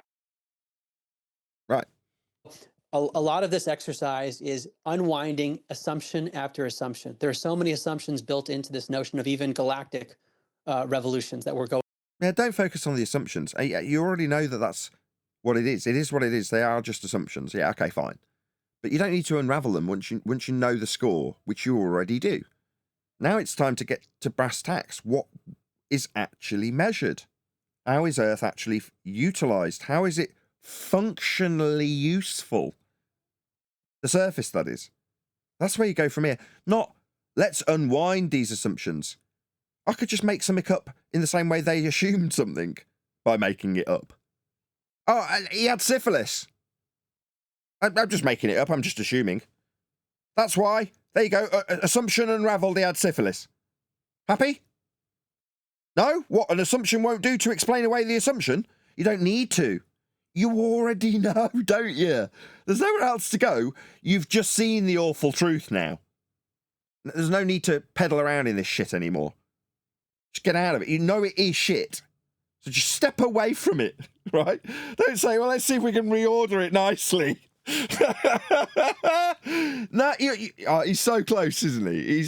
I almost hope he doesn't watch this. Nevertheless, please share the show, and indeed let this videographer know, that's Jeff, not the guest Mark, know that at Nathan Oakley 1980 sent me with a polite comment that alludes to the fact that we have covered this video here today. The idea being that if he were to do a response, he would do the same for us and put a link to the at Nathan Oakley 1980 YouTube channel in his description like I'm doing for him. As you can see, if you are a live member of the audience, there's 85 of you watching. Please share the show if you haven't done so already also. But do let this videographer know at Nathan Oakley 1980 sent me with a polite comment that doesn't immediately get removed by the YouTube bots or by the videographer himself if you are passive aggressive in any way. Just allude to the fact that we covered the video, and hopefully that's enough for them to see what we have been talking about. going around a galaxy. And I'll pause there. There's a lot more I could say, but I'll pause. Well, what about how science would say that, It doesn't have lips. It's a method for establishing cause of effects observed in nature. Third time's a charm. positions of planets are predictable? That's not predictions. It's like watching a hand of a clock move around. They're in patterns. Furthermore, if you're studying pattern recognition, it's maths, not science. You know where Mars is going to be, like when they're Like maths and pattern recognition. Those aren't predictions. It's pattern recognition. Predictions is Pattern recognition of what? A prediction would be, what do I think, suppositionally speaking, will cause this effect we've observed? That's a prediction. It's got another name. It's called a hypothesis, otherwise known as a scientific prediction. What did you say? What does science say when looking at pattern recognition? This guy annoys me. The host just annoys me. Jeff, you annoy me. What pattern are you recognizing? Maybe the angular position of lights in the sky? Yeah. launching rockets. If Jeff How do you annoys you now, explain- wait till later. Oh, what comes later? Mark's going to explain to him the second law of thermodynamics in effect, and then his next question is, well, how do you explain pictures from the ISS? And then he's going to explain how he wish he asked David Weiss why you can't see New York from Ireland. Classic stuff. Does that come soon? Because we're only 14 minutes into an hour-long video. Ooh, that might be around 25 minutes in. Explain that. Yeah. I would say that just because a model can explain certain things doesn't mean that it's the correct model. In the same way that, yeah. What do you mean correct model? We don't live on a model. There is no correct model. There's reality. Now, you can try and describe reality, but according to you, when you don't get it right, that's suddenly a big problem. No, it isn't. It really isn't. What does he mean the model explains certain things? Like what? Give me one thing. No, science, when it comes to phenomena, explains things by empirically validating the cause of an effect you observed in nature. That's not what science offers in this regard, because he's not talking about science. They keep saying it like it's science. The host keeps egging him on with science and what he would say, and then he's giving his answer about models. It's just pseudoscience. That's all this is. That's the whole. What he's discovering is this entire field that he almost went into educationally is all pseudoscience. It's on the tip of his tongue. It's true that if the grass is wet, it could have rained. That's one way to explain it, but there are other ways to explain it too. And so what's happened is, because we're so locked into this Big Bang heliocentric model, no one in mainstream science is even really considering a stationary geocentric. So these aren't scientists. These are liars, pretender clowns, and muppets that call themselves scientists, pretend they've got theories, in quotes, talk about what science says. These people you've lent on and what they say, I know you know, because you're telling us it's all garbage. You know, don't you? Earth. So it's whatever happens, the observations are going to be made into a heliocentric model, even if there are anomalies that can't be explained. Can you share with us some more of those anomalies? Yeah, so I'll take it back to a very foundational study. Is it going to be the case that what he calls an anomaly is only being labelled anomaly because it doesn't fit within the heliocentric model, and it is in fact a phenomena that could be studied with science, but is demeaned to the level of anomaly because it doesn't work with heliocentrism? Let's see if I'm right. In 1887, this is known as the Michelson-Morley experiment. Oh my God. Not an experiment. Which is I traditionally couldn't thought be of. more annoyed already. I don't want to hear this called an experiment by anybody anymore. Well, they don't. Over on the Ethereum side of Flat Earth, because we've kicked up such a stink about it, some of them have been relabeling it MMX because they don't want I know. they don't want to call it an experiment anymore, because they know we'll jump down their throats and point out how it isn't. So they've started calling it the MMX. What, you mean the Michelson and Morley experiment that it isn't? Oh yeah, that'll definitely slip under the radar with an abbreviation. Not. That was sarcasm. As disproving the existence of an ether, which used to be considered the fifth element. Ugh. What are we going to do next? Talk about phlogiston? I'm going to spin past all of this. Right, did you say it was about the 20-minute mark that he starts getting into... About 25 minutes. 25. On your timestamp stuff, it says 20 minutes outer space. Do we need to cover that? Nah, he's talking about Yeah, ether. actually, yeah, go from there then. 20. From there. Oh, I've already gone way past it. I'll go back. So 20-minute mark, yeah? Sure. You aware of the Israeli, I guess he was a general, Haim Ashed, that talked about Haim! Yeah, lovely fella. UFOs and stuff? Yeah, I believe he talked about a galactic federation. Right. Well, the most fascinating thing I thought he talked about was that The idea that the soil in the sky that people can farm and live on and breed aliens that could come to us eventually. The soil is on the ground. The sky hasn't got any soil. Go ahead. Also, you can't call it a UFO anymore if you've identified them as interdimensional or interstellar beings. That's means you know what they are. that That's space not unidentified. is not what we think it is. And I'm curious what your definition of what space is. Yeah, I would tend to agree with that. I don't know exactly what he thinks it is, but what we've been told it is this massive vacuum, basically a low pressure system that's expanding at this incredible rate after a big bang. Straight up, first and second law of thermodynamics violations. Big Bang violates the first law of thermodynamics. Gas that we breathe not dispersing into an area of volume that's ever expanding is a violation of the second law.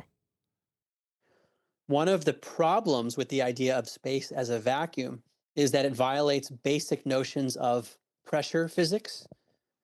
Yeah, absolutely. And before my book was published, a theoretical physics PhD named Ugh. God, why discredit this by giving us theoretical physicists? Just say, Bob wrote about X. X being second law, space being what's violated. But this theoretical physicist, immediately discrediting what he says in my eyes. Steve Young, read it, and he has written about this stuff too. He's very skeptical of mainstream cosmology. Who cares? Second law is really well documented, mate. His book's called The Fool's Wisdom, and he makes this argument in his book as well.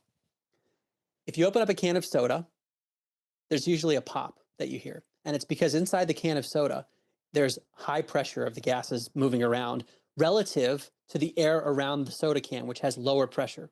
So when you open up the can of soda, the higher pressure inside has to basically reach a form of equilibrium with the lower pressure outside. So the gas diffuses out until that equilibrium is reached. And because you open the can so abruptly, it makes that loud noise. AKA diffusion, dispersion, second law of thermodynamics, right? That's what this is. That's what he's describing. Well, no, it's gravity is holding that in the can when you open it. That's why it doesn't pop. Yeah, right. And goes through that little hole. That's basic pressure physics.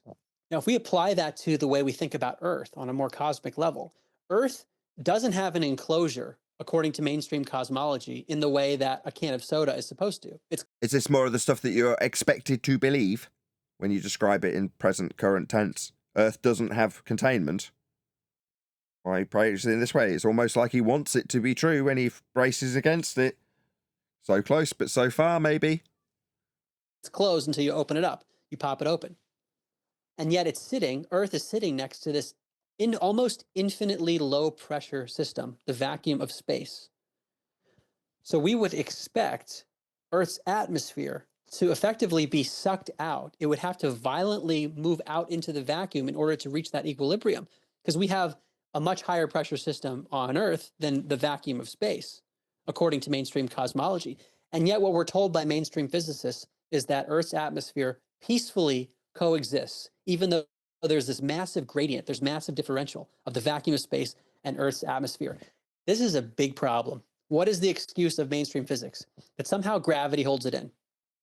Gravity is not a force. It doesn't hold anything. It's a bent pseudo-geometry doesn't hold gas.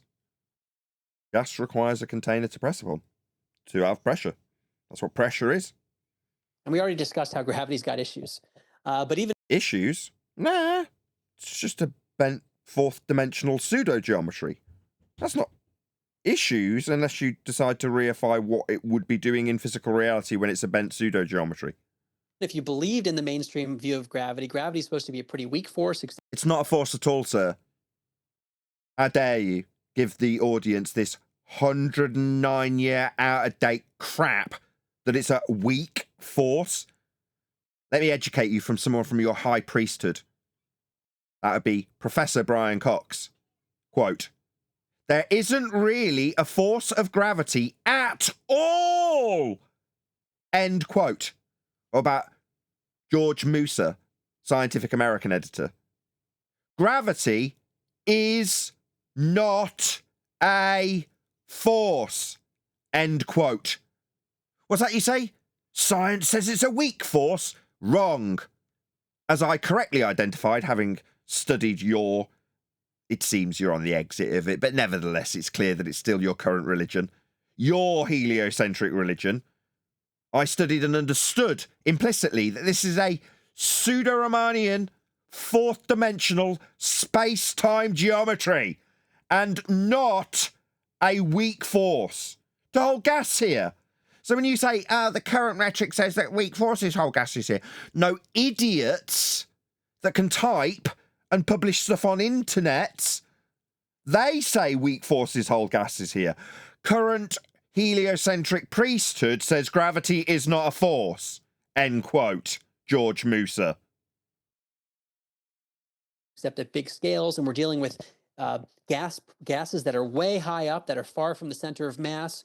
So, sorry, what would the center of mass have to do with it when, number one, mass won't be defined, and in 109-year out-of-date Newtonian rhetoric that was superseded 109 years ago by Einstein, it suggests that the mass of Earth has a pulling force, weak or otherwise, on other masses like gas.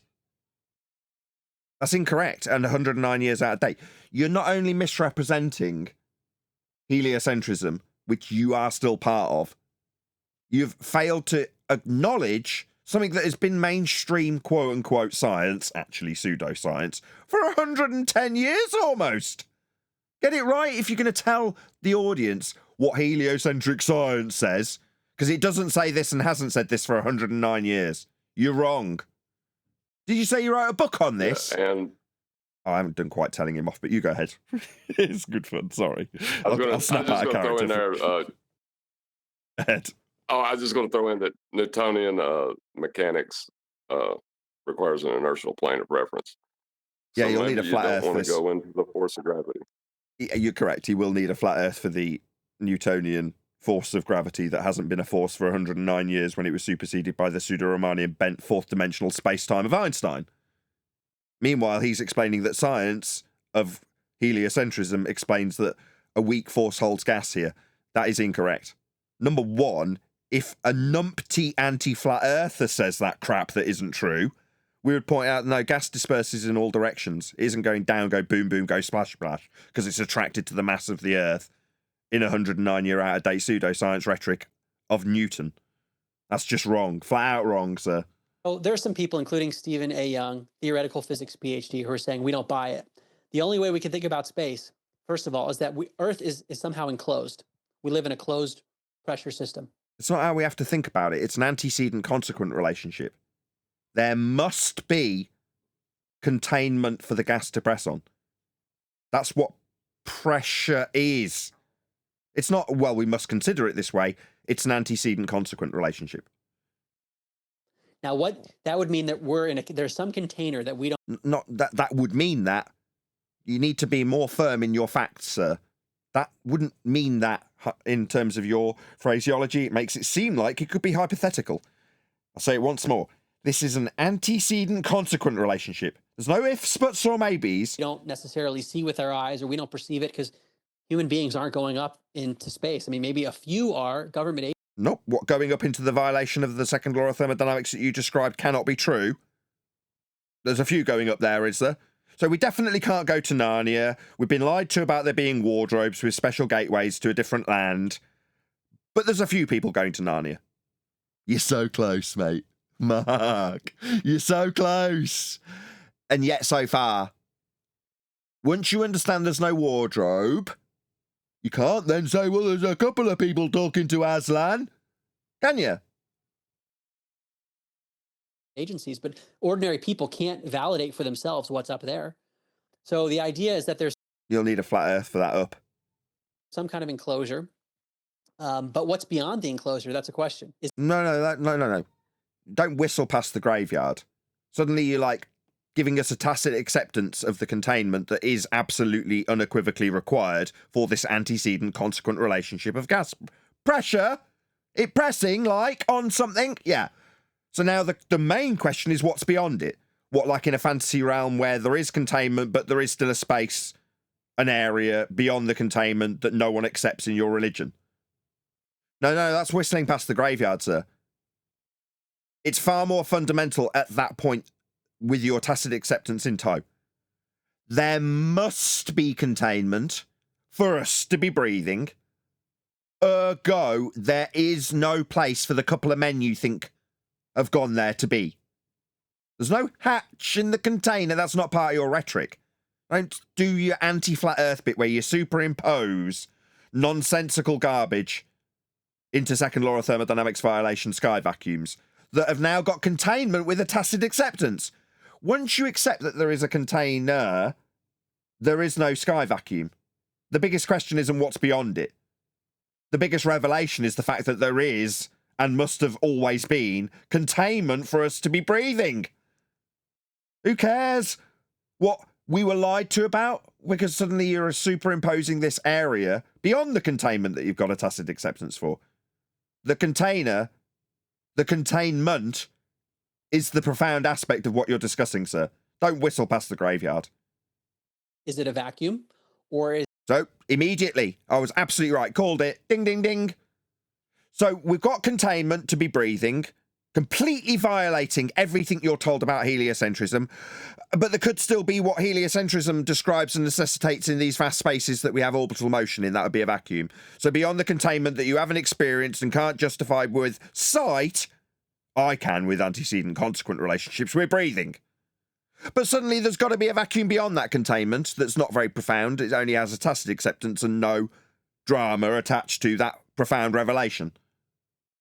Well, I'll just dwell on it then. I won't let you whistle past the graveyard. There must be containment. Outer space is fake. So you speculating beyond your heliocentric priesthood of there just being a vacuum that violates natural law is irrelevant. You're making apologies for the priests who lied to you by inserting an extra bit of rhetoric. Oh, well, maybe there's a container, but what's beyond it is the important question. No, it isn't. You just made this shit up. Beyond the awful truth that there must be containment, debunking every lie NASA have ever peddled. is it some kind of fluid medium? Those who believe it's a fluid medium. I don't need any beliefs about this. You've just told me how you had to have the awful beliefs forced upon you by the idiots that lied with assumptions. And now you're telling me about what you could believe is beyond the tacit acceptance of a container. Could be a vacuum. Could be an etheric medium. Oh, yeah? Should I just sacrifice my old beliefs for these new ones? And whistle past the graveyard of containment and acknowledge not a bit of the fact everything I've been told about the sky is fake? I'll dwell on the fact that every single thing that the $72 million a day that go to NASA is used to peddle to people like you. Refer to the biblical passage of waters above and waters below.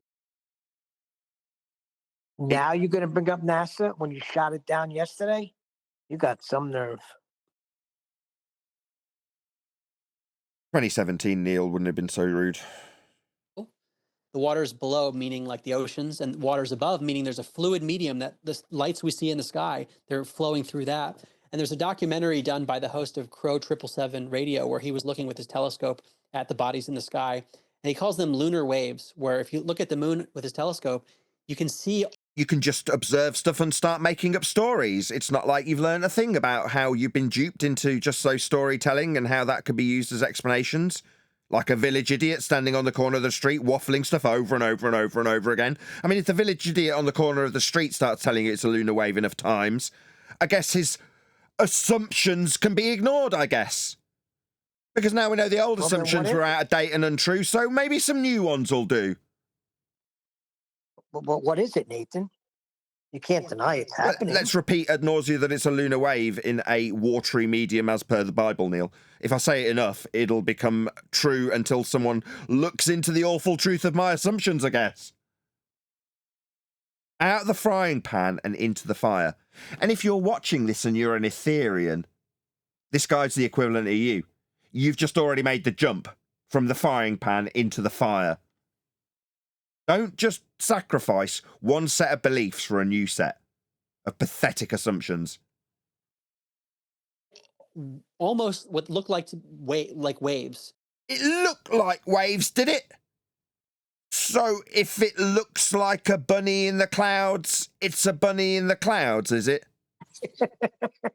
Well, if it looked like it, I'm sold. Sold completely. I mean, all of your exemplary research on how much these assumptions needed unraveling, it's for nothing, really, isn't it? Because we're just going to incorporate some new ones. How pathetic. Is he arguing for a liquid container? No. I have no idea what he's babbling on about. He might be. I'd say, I guess we're to the point where I can make a claim and you just have to prove my positive claim incorrect. I'm pretty sure it's a giant Jell-O mold. Why? Made it myself. Prove me wrong. As if the medium in which the Again? moon is T-jumping us. He's just straight T-jumping us right now. It's question proofs, too. Like, it always leads to, what else could it be? sitting is a fluid, and you can even see it beyond the moon almost. So it looks like the... Can we now? So this mere suggestion of it being liquid that we can see is now something we can see beyond the moon in this liquid. It's almost like it's an automatic acceptance of this utter tripe made up by a man with a telescope who's got a set of eyeballs. Look like it. Look like it. All right. It's not like the occultation description of heliocentric motion. Just look like it for a dude with a telescope, according to you 10 minutes ago. bodies in the sky might be in a fluid medium. They might be. But they also might be in peanut butter. We just won't know. But it could only be peanut butter or liquid medium. Let's start a false dichotomy. Well, if he goes biblical, then he could probably say that. Everyone's entitled to their belief. I don't know for sure until we're out there. We can't. I'm holding. He's holding on to the assumption that there are... Right. Well, he's holding on to the assumption that there are these bodies out there that have gas sticking through them.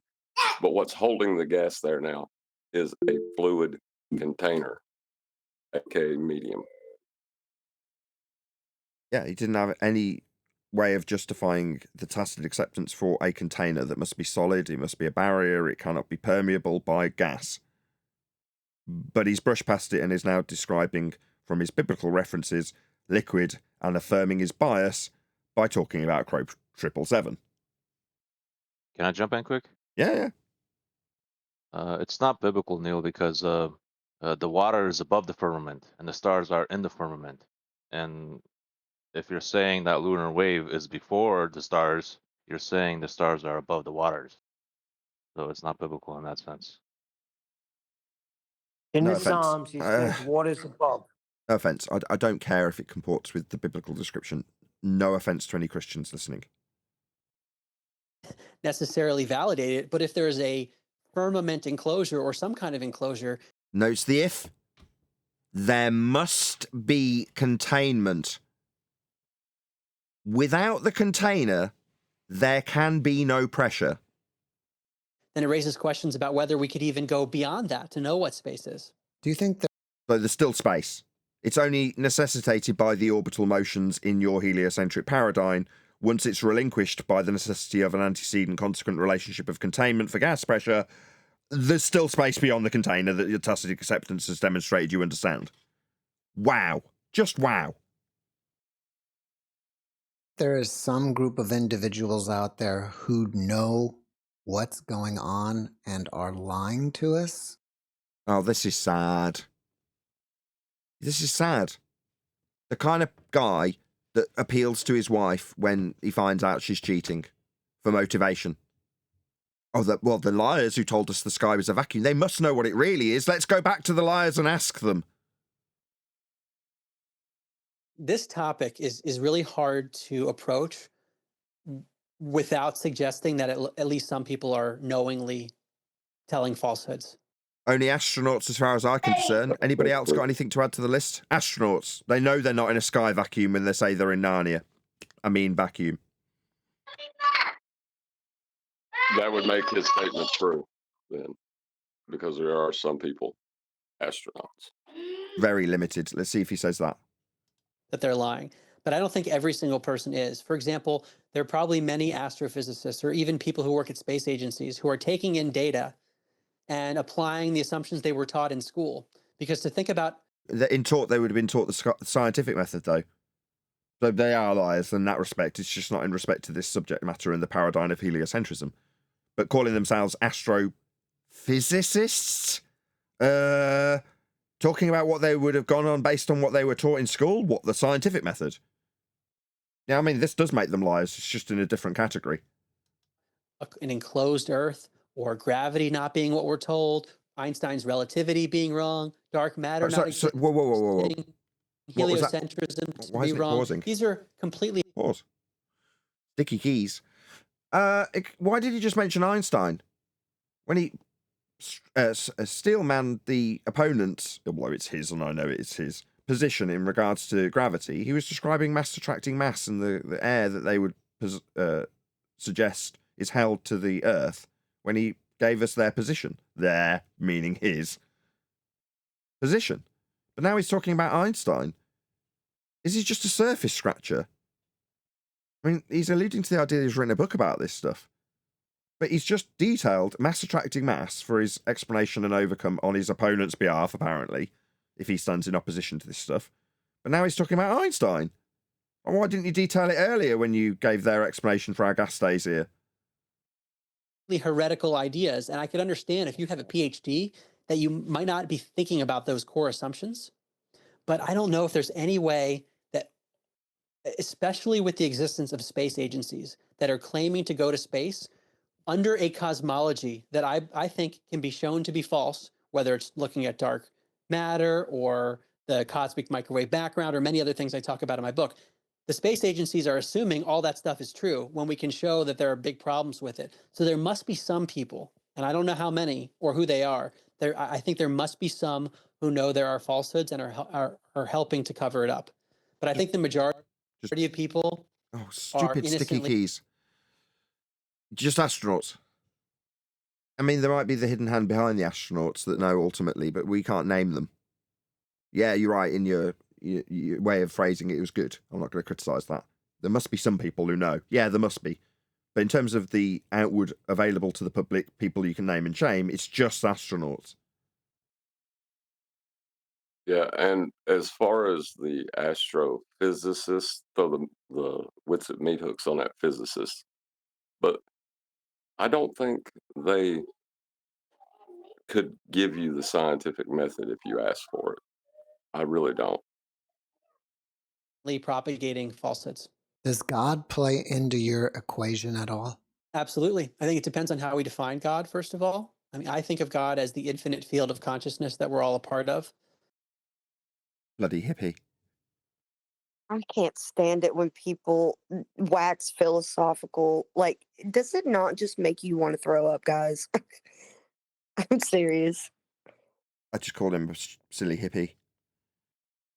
Yeah, but it's that kind of waxing philosophical. Like, they just don't stop either. Like, they'll just keep going, and you're just like, please stop.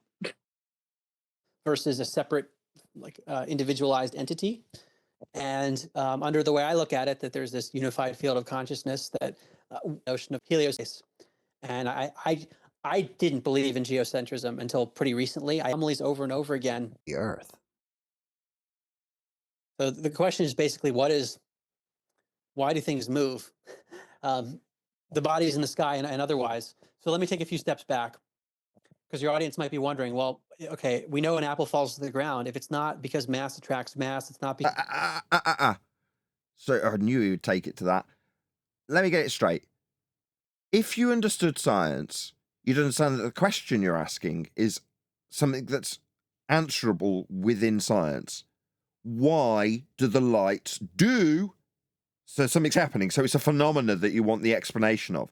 Why do they do that? That's a question for science. But science has a methodology to answer that question, doesn't it? Step one, observe the phenomena. Why do they do that? Well, then you're going to suppose a cause of it.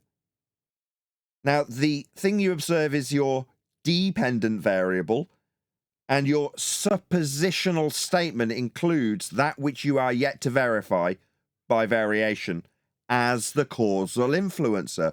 That's an independent variable. Now, what you then form with those two things is a scientific prediction, which you can formulate as follows. If independent variable, then dependent variable.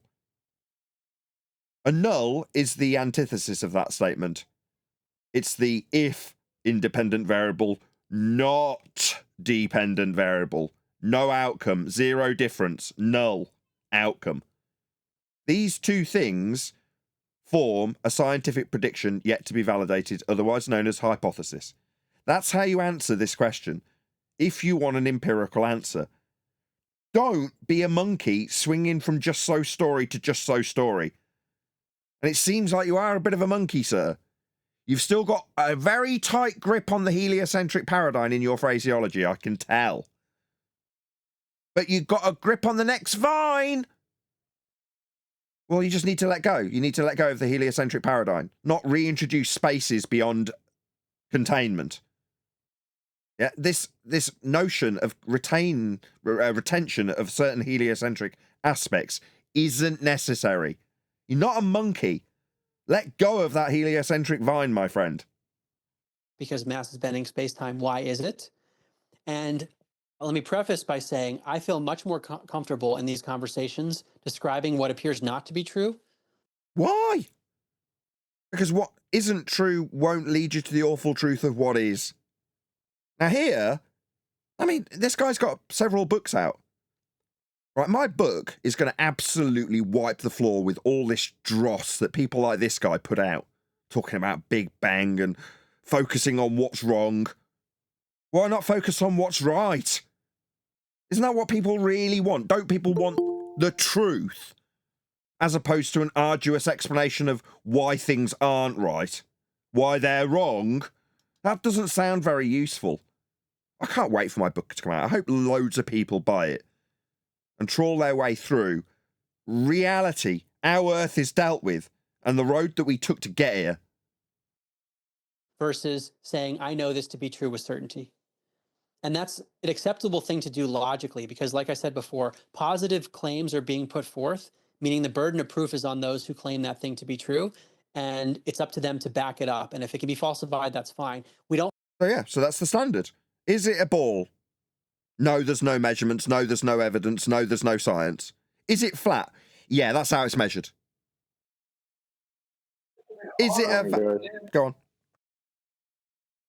Saying good morning. Hey, Chocolate. Is it a sky vacuum? No, that violates the second law of thermodynamics. Well, that's the end of that then. We don't need to have a replacement model. It's possible to be in a position... Says you, with your waving moon. ...of saying, I don't know. So I'm partially saying this from that position of I don't know with certainty. But there are many people who question the mainstream cosmology, including Steve Young, who I mentioned, who say that things fall down because of density, buoyancy, and electrostatics. Looks up at clouds. Watches helium balloon travelling towards the sky. So things go down, do they? What about the things that go What up? does he mean by that? He means that he's listened to a few Etherians telling him that there's an explanation that works alongside gravity in a false premise that things go down. He's parroting his priest Witsit. Certainly Oh, sounds boy. like it. Shout out to Theo Megawerty. How many monists? What's a monist? M-O-N-I-S-T-S. Is that monists? How many monists does it take to screw in a light bulb? 1. But he is only screwing himself. You mean monotheist? With monist. That was good. Good one, AI. Thank you for the super chat. So basically, an apple's denser than the air around it, and it falls. Helium gas is less dense than other air around it, and therefore it rises. But that's not going down then. So what? I will explain why things go down, and just so people don't critique it after the fact, I'll describe something that's not going down. But because of things going down, it isn't going down. He debunked himself. The question then becomes, why do Some things go down, some things go up, and some things remain neutral. You know, there's an experiment that validates the cause of that disequilibrium based on mediums. It's amazing.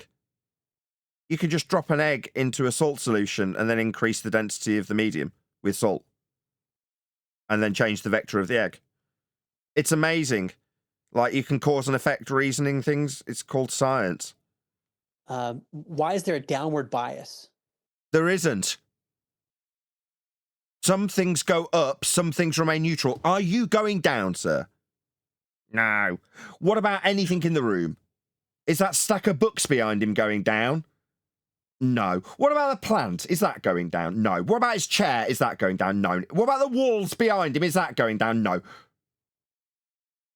Is anything in this picture going down at all? No. So why would you it infer be a that bias? The apple falls down just because it's denser. Why wouldn't it go sideways or something? What? And the answer, according to Why wouldn't it do something it isn't doing? So you're going to focus on what it isn't doing and ask why it isn't doing it? That seems absurd. Now, if you're going to actually adhere to the methodology of science, you ask why they are doing the things they're doing and try and validate why they're doing them. Empirically. Not ask why things aren't doing something they're not doing. Why isn't it going sideways? Why isn't my table forcing its way through the floor? Downward. Why isn't it doing that? Oh, it must be the three-toed known unicorns. That's why my table isn't violently forcing its way downward through the floor. some is that there is a downward electric current inherent on Earth. Maybe I should explain why it isn't floating off. Why isn't my table floating off into the sky like the clouds do? It must be an upward bias. And Richard Feynman, a famous physicist, described this, and I quote him in my book, talking about this downward electric current. There are also some anomalies in studies on gravity. Basically, there isn't any anomalies in a bent pseudo-Riemannian space-time bending. What you're describing is garbage, non-forces in maths. And saying there's anomalies, what, in maths? Thunderstorms. During thunderstorms, things fall at different rates, which suggests that there could be an electrical component to things. Really? And how did we get the thunderstorm? Was it that all things tended towards the ground when the water vapour went up to form those clouds? Was that all things going down, that water vapour that went up to the clouds? And maybe if we just focus on the rain, the liquid coming back down again. Back down again. That is to say, it went up first. It's actually cyclical, but you get my drift. There's also something known as the Hutchinson effect, which effectively enables levitation of large objects using electrostatics. Really? So it's the Hutchinson effect that makes clouds, is it? And another important force is magnetism. Magnetism makes the clouds go up in this downward bias world that we don't experience.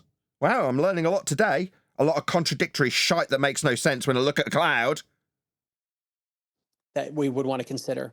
for all this, whether it's why things fall or the What, like the water vapor that went up to make the clouds? Why things fall? Why were we explaining why things fall when water vapor went up to make clouds?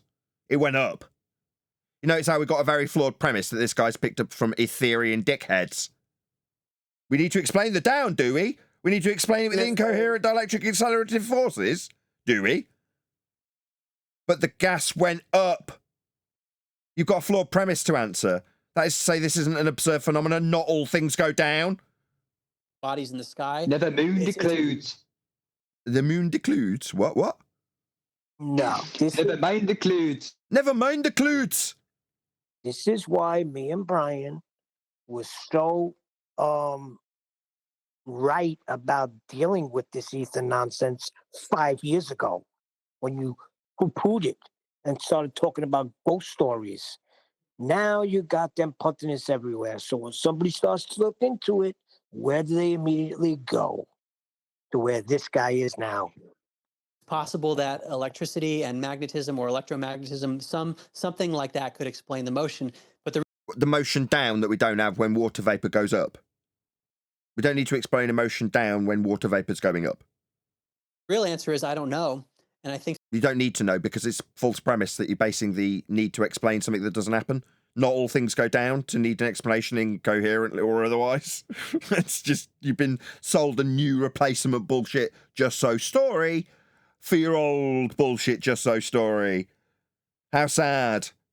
that until we can actually get out there and start to see it and have a lot of independent validation beyond just government agencies and a few private citizens, because I'm pretty sure we got this covered with the second law of thermodynamics, actually, my friend.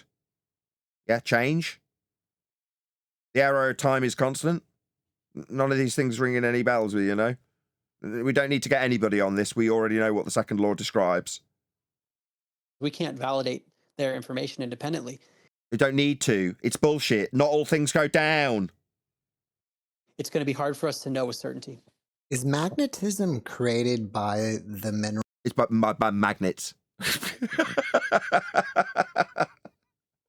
I got there before you even asked your question there, didn't I, sir?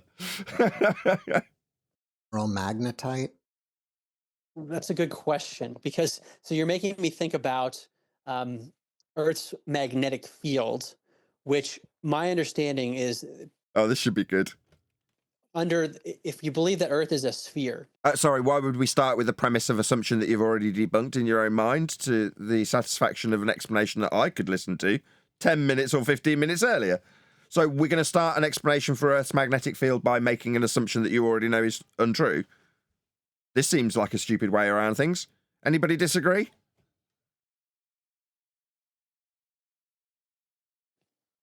The belief is that there's a core of Earth at the center, even though no one's ever been there before. Any evidence of the self-perpetuating molten iron core at the center of a presupposed spherical Earth you already know is an assumption you shouldn't be accepting? No? Oh, well, then let's carry on with this example. Pray tell. I'm sure this won't be complete garbage that you've just made up or parroted from someone who else just made it up. Earth has a radius value, if it's believed to be a sphere, at roughly 40,000 miles. How'd you measure that? I'm pretty sure you'll need a flat Earth for that, my friend. By pretty sure, I mean absolutely certain. You will need a flat Earth for that radial value. To assume Earth's a sphere. Based on a measurement of an Earth that's flat to give you this radial value of a sphere Earth, measured on a flat plane. Even though we've only been able to dig down under 8 miles. So everything below us beyond that. But below, like down, you'll need a flat plane of reference to go down a certain number of feet when you're drilling. It's with respect to a plane of reference. Down, right? Digging is really a guess. In any event, the guess is that there's a core, and the outer. Oh, well, let's carry on talking about this guess, even though you've talked about, who was it, Ptolemy or whoever you pointed out with assumptions that you just have to accept, even though they're just assumptions. So based on the assumption that we've got a core that isn't validated, the story will continue. I see. Outer core, well, the inner core is supposed to be too hot to be able to generate a magnetic field, but the outer core rotates, and because of Earth's tilt, there's something known as the geodynamo effect, that Earth's magnetic field is generated that way, but the geodynamo effect has never been established. But Why is he your talking point about also, this? I think it's like I said, he's half a step away from flat earthism, but because he's not into it yet, he's very much on the cusp of it as opposed to into it. He's worthy of discussion with someone like this Jeff guy, where he's not just considered to be a flat earther, just some crazy kook. So he's kind of he's at a stage where it's tolerable by a normie, I think. He's a heliocentric skeptic. Yeah, but with no suggestion that he's actually a flat earther and in need of immediate ridicule. You know, to the untrained ear, this Jeff guy, the host, for example, he's not going to listen to any of this and go, this guy is clearly just a flat earther in disguise. And the only way you can get away with that is by only being half a step away from being a flat earther, which also means simultaneously, in case you haven't figured this out yet, he's half a step away from this Jeff guy. If at any point this guy was actually hiding the fact he was a flat earther, which I don't think he is, but hypothetically if he was, he'd be half a breath away from Jeff cottoning onto that and going, are you just an idiot flat earther? And immediately demeaning anything he just said. Yeah? But I don't think he is. We know he's half a step away, but he doesn't, therefore he's getting away with this. Because there's nothing to get away with, right? Monoism, all is one thing, monotheism, one God. Yeah, I thought you meant monotheism. Thank you for the clarification and for the super chat. Really appreciate the support. I think it's probably true that there are materials that inherently have a magnetic property. Well, like magnets. Yeah. Shocking, isn't it? But in terms of Earth's magnetic field itself, it's the geodynamo effect that's believed to create it, even though that's never been established. Well, it sounds like that you're suggesting that the Earth is not a sphere. And if that's... Oh, man, I'm calling this. He's picked up on it, right? I haven't watched this, I promise you. Right, me knowing that was just about to come out, I did not know that was going to happen. But, right, cognitively, Jeff, the host, is going, something's fishy here, something's not quite right. Let's sniff out if this guy's a flat Earth Mongol. Yeah? Now, because I know that the Mark guy isn't, he'll get around this. It doesn't matter what he says almost, because he isn't, therefore he'll get away with this, and he'll be considered credible after the fact. I don't think he can mess this up, in other words. It's true. How do you debunk, footage from the ISS and stuff like that? Oh my God! He's just explained a second law of thermodynamics violation to you. Oh, 2 and 2 equals what now? Yeah, I'm glad we covered this. I fast forwarded to this bit sensual because you'd already preempted me. I say I haven't watched it, but you did actually tell me this was going to happen, so I can't really take the credit. Nevertheless. In fairness, so to the host, in his defense, Mark didn't give absolute clarity to the fact that the second law debunks the notion of a now space sky vacuum. So the host is going to go back to there because Mark has still got it up on the table as if it's a possibility in forced dichotomy. Yeah, he's got it just beyond the container. Sphere. And if that's true, how do you debunk, footage from the ISS and stuff like that that shows that the Earth appears to be a globe?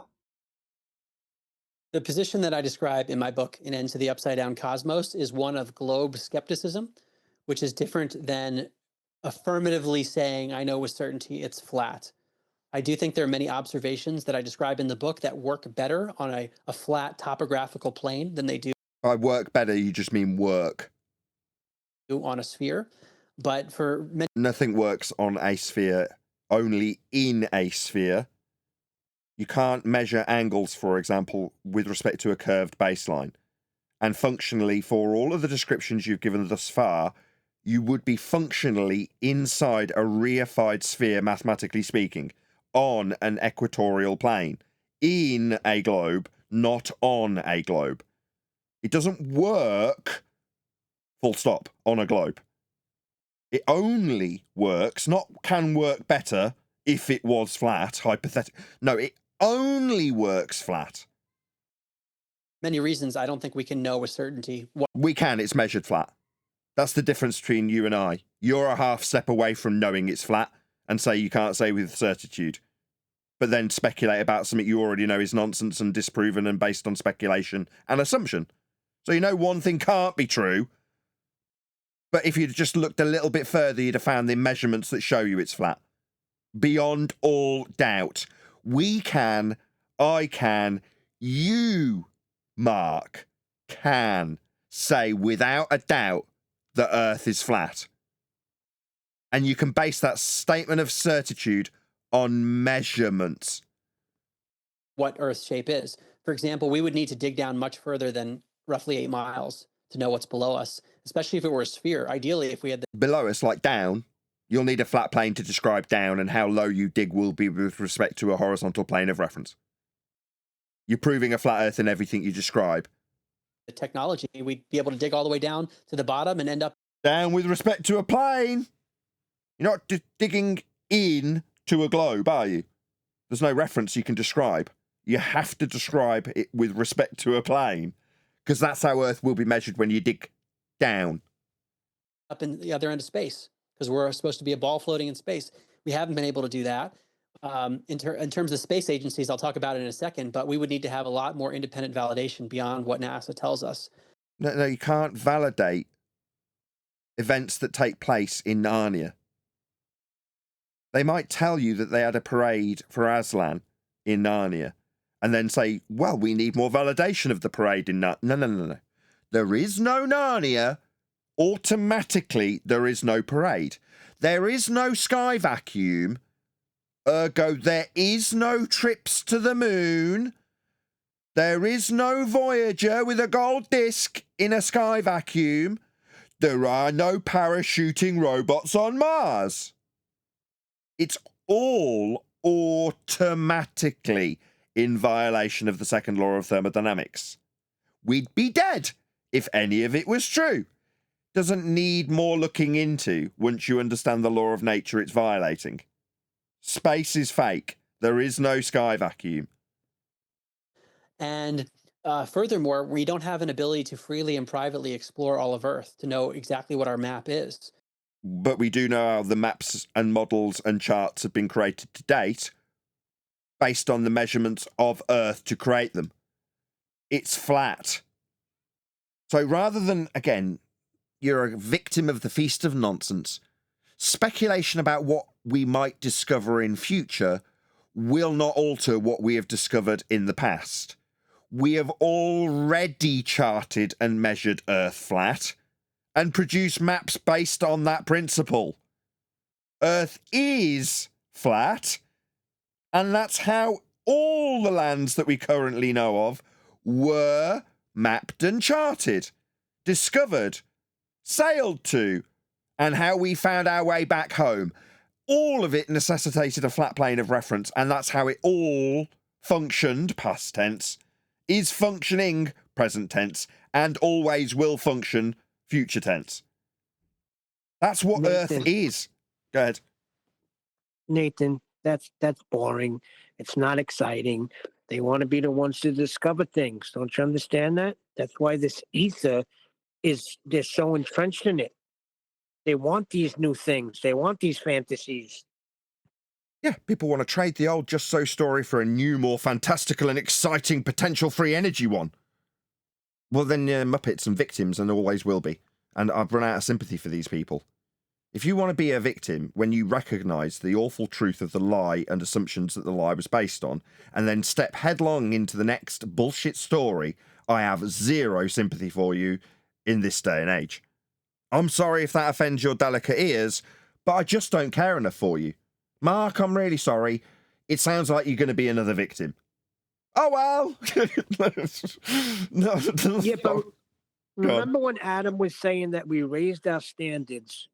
Why are we lowering them now? It makes no sense. Nobody's lowering our standards. You mean this guy? If he was Yeah, one not of us. us. I mean, Yeah. I'm talking about people that are chasing these things. You're lowering your standards. Yeah, let's figure out and unravel what it isn't. For example, there are some restrictions in terms of where you can travel in the North Pole, and most famously, the Antarctic Treaty of 1959, with that radiation from space as a sphere. You'd think, given that NASA has billions of dollars and many, many decades of work, and allegedly claims to have sent people to the moon and sends probes into distant space, that they could at least show footage of a sphere spinning. So you've whistled past the graveyard of your own point you made 20 minutes previous. So it can't be real. There must be containment. Maybe there's space beyond the container if I apologise within a heliocentric paradigm. For the containment we must have to breathe. But NASA could at least give us pictures from space. Well, would they include the container you whistle past? No, they wouldn't. Well, They've already Jared- given them to you, and they aren't real already.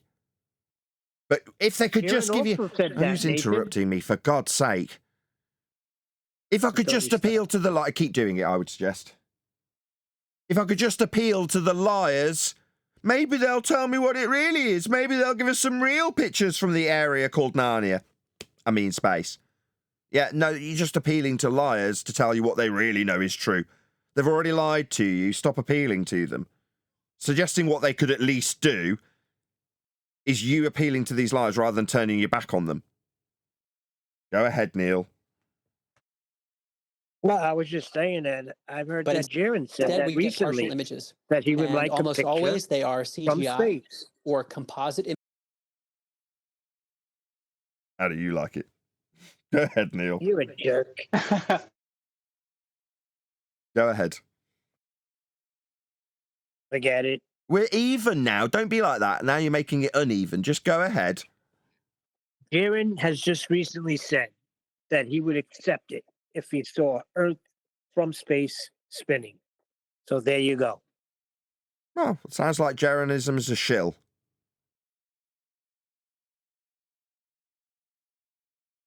What? Yeah, I'm sure you said that. I'll say it again. Jeranism must be a shill then. What's that? Jeranism will accept that if he automatically assumes he's on the bottom of a heliocentric ball and observes a 24-hour sun, he will accept that Earth is a sphere. Then he's a shill. Even this guy accepts that and affirming the consequent fallacy is if P then Q, Q therefore P. But if Jaron has, and he has, told his audience that if I assume I'm on the bottom of a ball and I observe a 24-hour sun, then I'm on the bottom of a ball, that makes him a shill. Any objections? Images, meaning they're put together from multiple images, or artist renditions. The last pure image we're supposed to have of Earth comes from the alleged Apollo.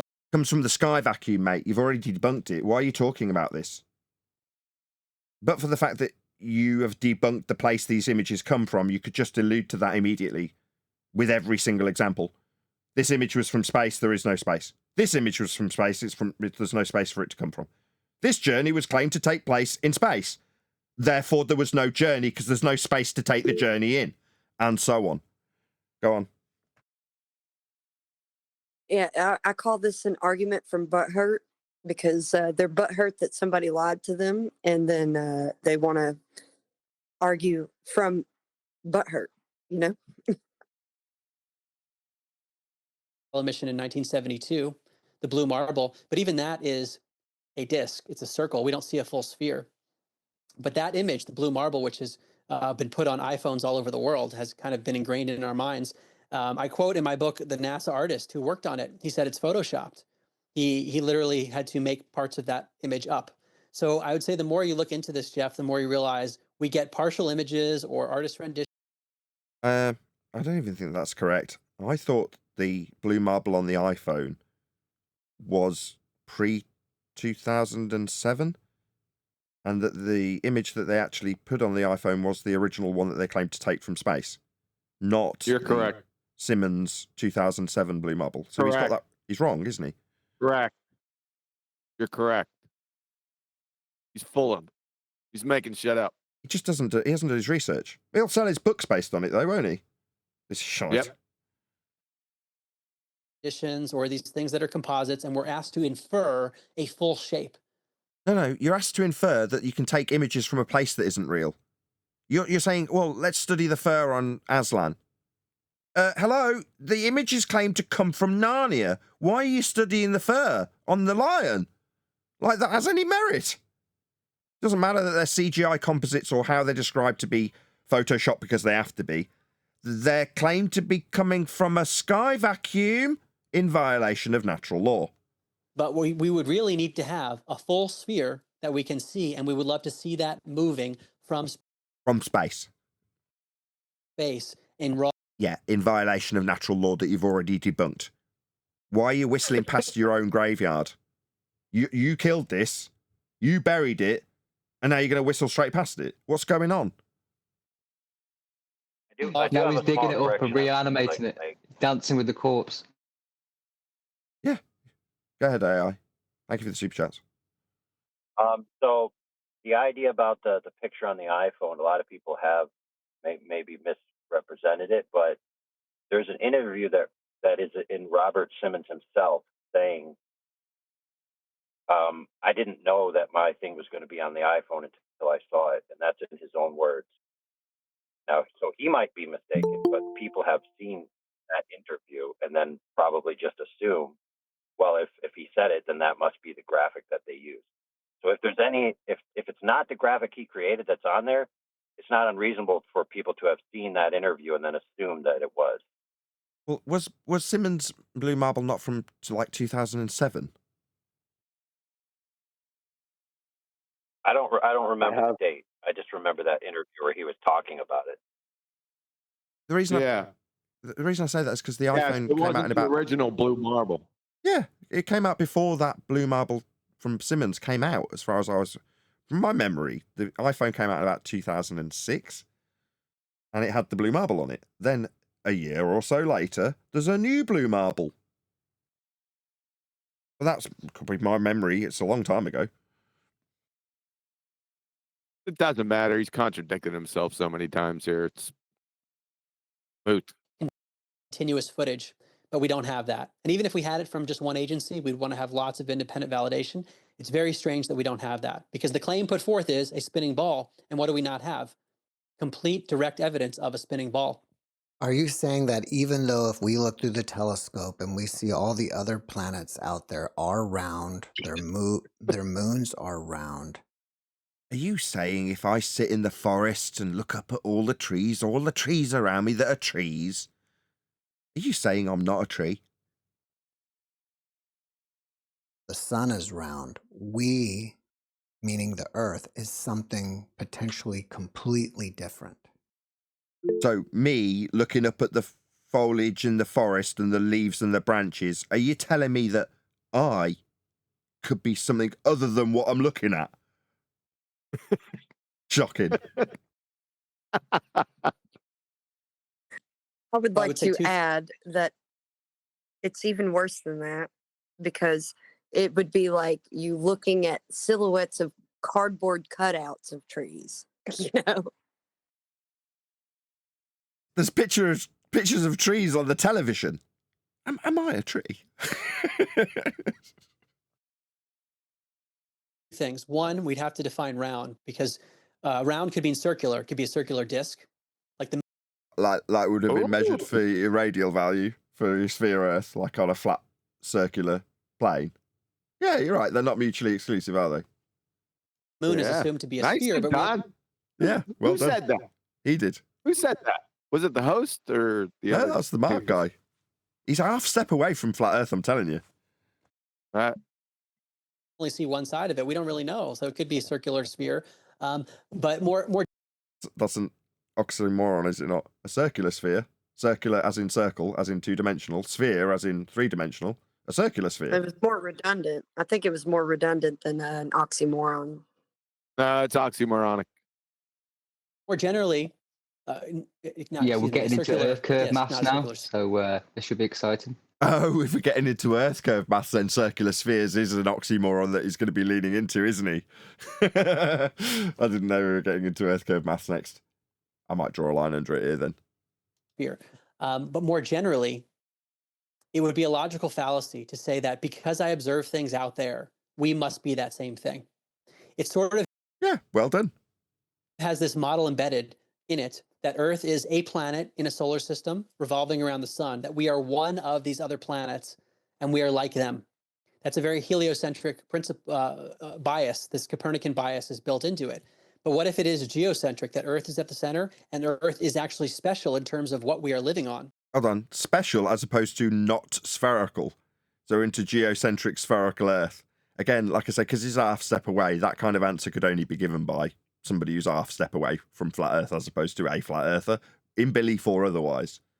So therefore, he will have now dissolved any concerns in the host that this guy's a flat earther. Because it could be that we're, assuming a lot of heliocentric notions, like being on a ball Earth. But it could be a ball Earth. But a very special ball Earth. In the middle of everything. Can I ask Then who is this we wouldn't even be a discussion planet. between? Sorry, I pressed play just before. Go ahead. Who is this discussion between? Is this guy like a globe skeptic or? This is Mark and Jeff. Okay, that clears that up. Thanks. No Mark and worries. Jeff. Mark really wanted to be an astrophysicist, but then decided to be a psychologist. But there you go. And he's written books on the subject. That's why we're talking. That's why he's talking to this Jeff guy. Jeff is a dude that talks to Mark. It's about as much as I know about Jeff. Jeff hosts a podcast in which he has guests on, and Mark is a researcher who's explaining his research and flogging his latest book on flat Earth and heliocentrism, Big Bang, and evolution. Gotcha. We would Thank you, be, Sandra. some would say, a plane, whereas the planets are planets. They're wandering stars. We're just Did this guy just say what I think he just said?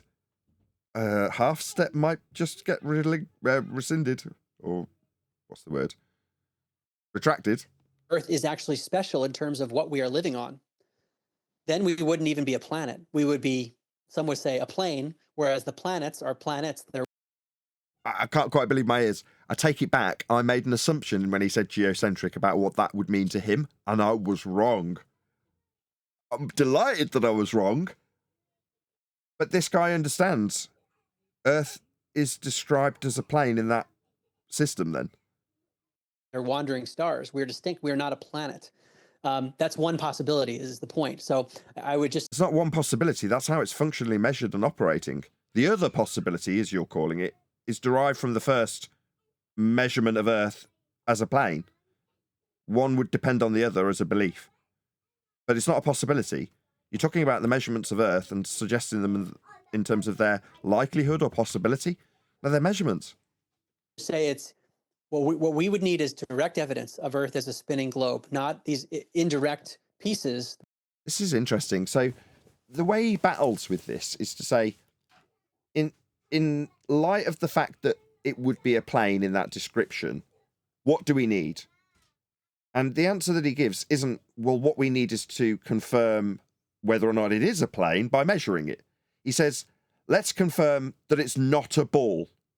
You're like, this is a seemingly more intellectual or upper class feast of nonsense journey that he's describing to us, right?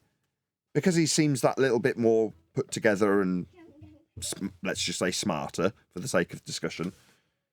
This is more palatable. But it is just an upper class version of the feast of nonsense, isn't it? What are we trying to get away from this year as flat earthers? Entering into the arena by telling people how Earth is not a ball, and instead telling them how Earth is actually functionally operating as a flat plane. Well, this guy literally straight after saying, well, Earth would have to be considered, in his terminology, a plane in that regard. It's like, no, it's measured that way, but nonetheless. So what do we need to do moving forward? We need to show more and more ways how it isn't a ball. Isn't that interesting? Where we might It's failing to conclude that it's flat. It's failing to conclude that it's flat, measured flat. It says everything right, but the wrong conclusion. He always, when he concludes with a sphere, shouldn't. He should affirm it's measured flat. Yeah, well, his conclusion is, let's find out if it is or isn't a sphere by looking into it, admittedly with an eye of skepticism. Let's see why it isn't a sphere and how it doesn't work as a sphere. Like, that's what flat earthers, in quotes, have been doing for 10 years. And I'm sick of it. Like, it doesn't even meet the title, flat earther. Why are you a flat earther? Well, because I know Earth's not a chicken. Whoa. What do you mean you know it's not a chicken? Well, proving it's not a chicken in every more increasingly complex ways is what justifies me calling myself a flat earther. Because you show it's not a chicken. Yeah. Wouldn't being a flat earther mean you show it's flat? No, I show over and over again how it's not a chicken. For something so big, it would be nice to have really direct evidence. I had Flat Earth Dave on before, and I didn't think of this question until after I remade the recording. But I wish I would have asked him, if the Earth is flat, we should be able to get to the top of the Empire State Building in New York. Right, top of it in height is going to be described with a flat plane of reference to describe its height. Okay. So why is this being phrased as an if statement? Why is this even a question? You've already got a flat Earth prerequisite in the question. York, and with a powerful enough telescope, be able to see London straight across the Atlantic Ocean. What do you think about that? Holy crap. Yeah, so this is getting to a broader category of basically how far we can see. Yeah. I mean, you've said that kindly to the guy, but yeah. So you're asking me how far we can see stuff? And as discussed in my book, there are many people who have done observations which, based on the globe Earth maths calculation. So people have done observations based on an assumption that we shouldn't see things when we see them if we see them. Should not be possible. In other words, if we live on a globe, there should be certain things that are blocked by Earth's curvature. See? Why should there? If we live on a globe, you're already assuming we're on a globe. Therefore, we will have things blocking our view when they don't. Yeah, this is crap. But 10 years of flat earthism has given us this crap. In the if statement there, you're kind of almost implying there's a phenomenon if you can see it. Yep, that's the trick. Really sketchy crap. Because they're below the curve and you literally can't see them. It would be like trying to see something that's around a bend. The mass of the bend is blocking it. And yet people... No, not at all. Because to describe the bend that you think you would be having to see around in this paradigm with this mathematics, you need to derive the bend from surface level. And you derive it with a differential calculation when you go up in altitude with respect to a flat plane and have eye level parallel with surface level. Those are necessities in Earth curve maths. So no, it's not like seeing around a corner. You can create the corner that you can't see round with respect to a surface level that creates a corner below the surface level. You've still got surface level to contend with. You've still got eye level parallel with it to contend with. So no. People repeatedly are seeing things that they should not be able to see. Yeah, it's back to this example. Oh, look, check out that, Mr. Globe-believing numpty. Can you see that clock over there across the bay? What's that you say, Mr. Flat Earth numpty? You see a clock? No, you do not. That's not a clock. That's a slightly looming non-standard refraction holographic projection of a clock from behind Earth's curvature. It's not really a clock at all. It's a mirage. We shouldn't see that clock. Say I, the globe-believing numpty. Oh, right, say I, the flat earther. I just see a clock.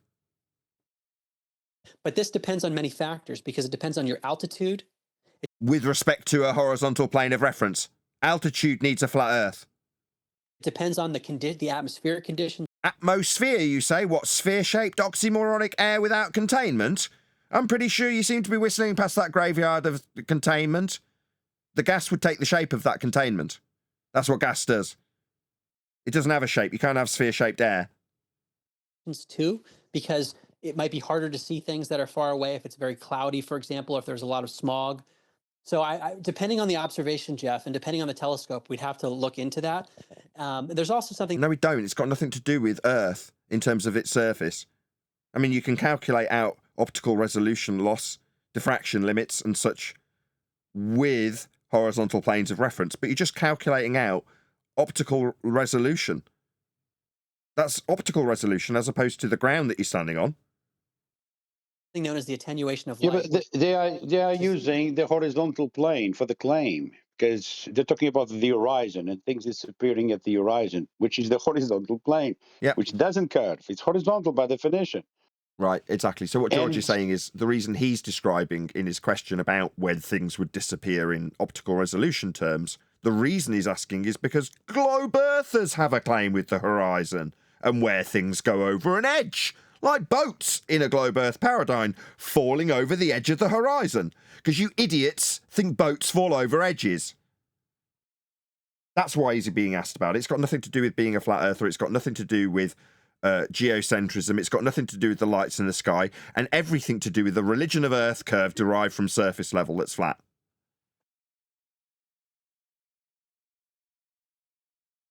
Go on, some more words, something.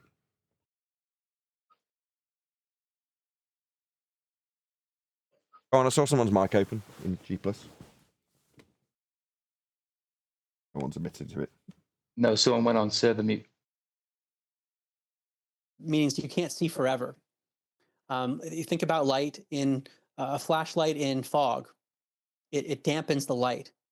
So I would say for any of these observations, we'd have to look at all the conditions, look at what the globe map says versus what we actually observe, and do many replications of it. But we're not getting these replications beyond many independent researchers, because the space agencies, I mean, at least I haven't seen it. It would be very easy for them to prove the sphere by saying, look, all these things should be blocked by miles and miles of curvature. Should they?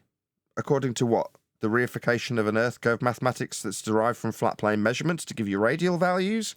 No, sir. Just need to do a little bit more research and figure out where your plane of reference is actually utilised in your claim. Oh, look at that. How lovely in terms of timing. We've got he Adam. said maps. The flat ones? He said the word maps. He Yeah, did. the maps with the longitude and latitude coordinate system. Yes. Yeah. So Exactly. by invoking maps, how come he all of a sudden tries to invoke a sphere after that? Because the maps that he's talking about, they must be flat. Absolutely correct. With that, I'm going to say if you are watching this on either Nathan Oakley 1980 or Nathan Oakley Primary Streams, then stay tuned as there will be an after show to follow. Buddy, I didn't recognize in the chat use 44 more hours. Love it. Yeah, I'd love to carry this video on, but Nathan, are you stopping it there for next week, or are we carrying on? Yeah, we might do a bit more on it next week. I was quite enjoying it. It's interesting that he's, like I've said a couple of times, half step away from being a flat earther. You know, he's describing planes, he's being reasonably rational in terms of how he describes what's wrong about his current paradigm. But he's not a flat earther, even though he's saying it. It's really weird and interesting. Yeah, but then he goes right back into freaking heliocentrism and right back into, after he bunks the sky vacuum, he debunks it and then he asserts it. I don't get it. Yeah, whistling past the graveyard. As you said, he just can't quite let go of the paradigm. He's almost in disbelief at how wrong it is, so he's stuck there. But see, this is what happens when you're listening to these characters on the other side. You get no grounding. You hear, you know what's what.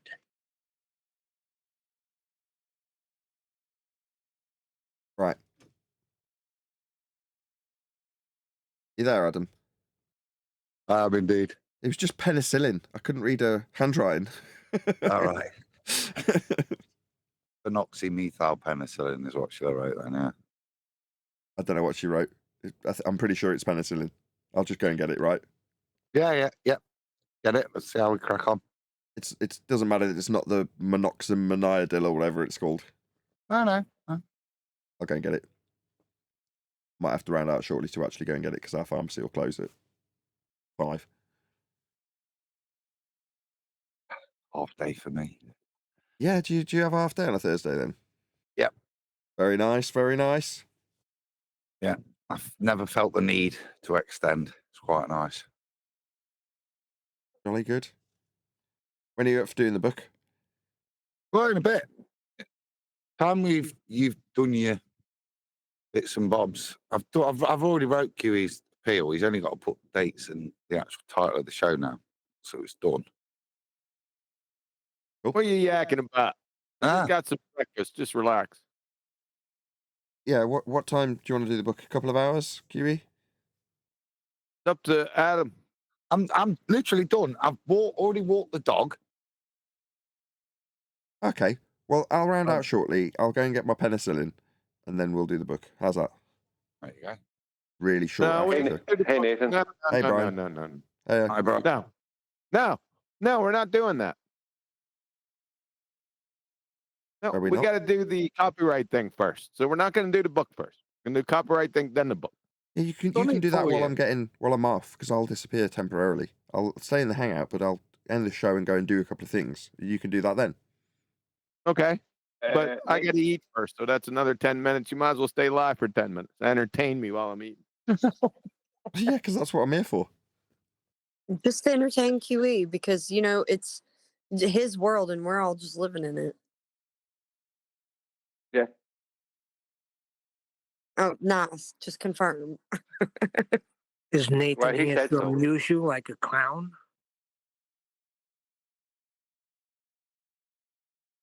Nathan, before you go, Yes. how is Agenda 2025 going? Don't know what We did agenda bring it up a little bit. agenda Did you push that much 2025 today? is.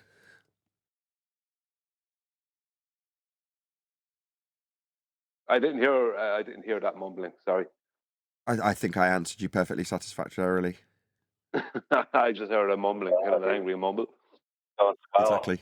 Yes. They're going to put an AI. They're going to put an AI on the contracts and procurements of United States and analyze all the clauses and see if there's any redundancy or wasteful spending, and then get a report. And then Elon Musk and Vivek Ramaswamy are going to go, "You're fired. You're fired. You're fired too." And there's going to be like 10,000 people getting fired. You reckon? Good. Well, this is a different Agenda 2025. This is Nathan's Agenda 2025. I'm referring to. Now, I don't know if some of us are going to get sacked by Elon Musk due to his Agenda 2025, but I know that he's going to be pushing that heavy coming into the start of January. It's crazy. I actually was watching this one guy who he's actually a professional dude that does this for companies, where he goes in and he surveys the company for like a few months, and he basically makes decisions like how many people got to get fired because they're redundant in your system. And he went to one company and he like fired the entire building. He basically said, because these guys go from these guys to those guys, these guys aren't even needed. And like an entire building got fired. They all lost their jobs immediately. Elon himself can top that. So when Elon took over Twitter, they had, I think, it doesn't matter if these numbers are wrong, but it's just for the point that I'll make at the end, right? Let's say there's 3 servers across the states that are running Twitter, and he says to them, "You need to shut down one of them. We don't need all 3. One of them must go." And what he gets is non-stop pushback about how they can't do it and it'll take months to take the one server offline. So what does Elon Musk do? Quite literally gets on a plane with a pair of bolt cutters and goes to the server and goes, "No, I am going to be turning this off now." Quite literally, I'm going to be cutting the cables and it will be gone. Then you'll deal with the problem. That's what you will do. So that's what he did. So he didn't just get rid of a building in terms of the staff that filled it. He got rid of the building itself as well. Well, in Nathan's project 2025, it's no different. If you're not needed in the positive, you're gone. We humour him. Yes, Brian, what you said. I don't know what he's babbling about. But it's his long-term plan to oust me from the community as his arch enemy villain arc.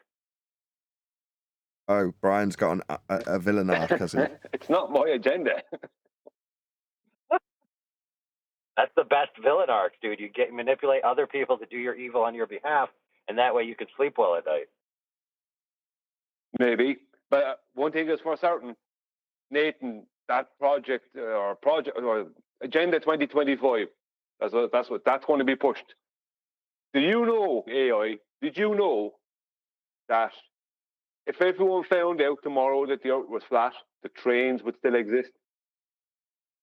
But that's Nathan's agenda 2025. Green will still be green. Okay. Yeah.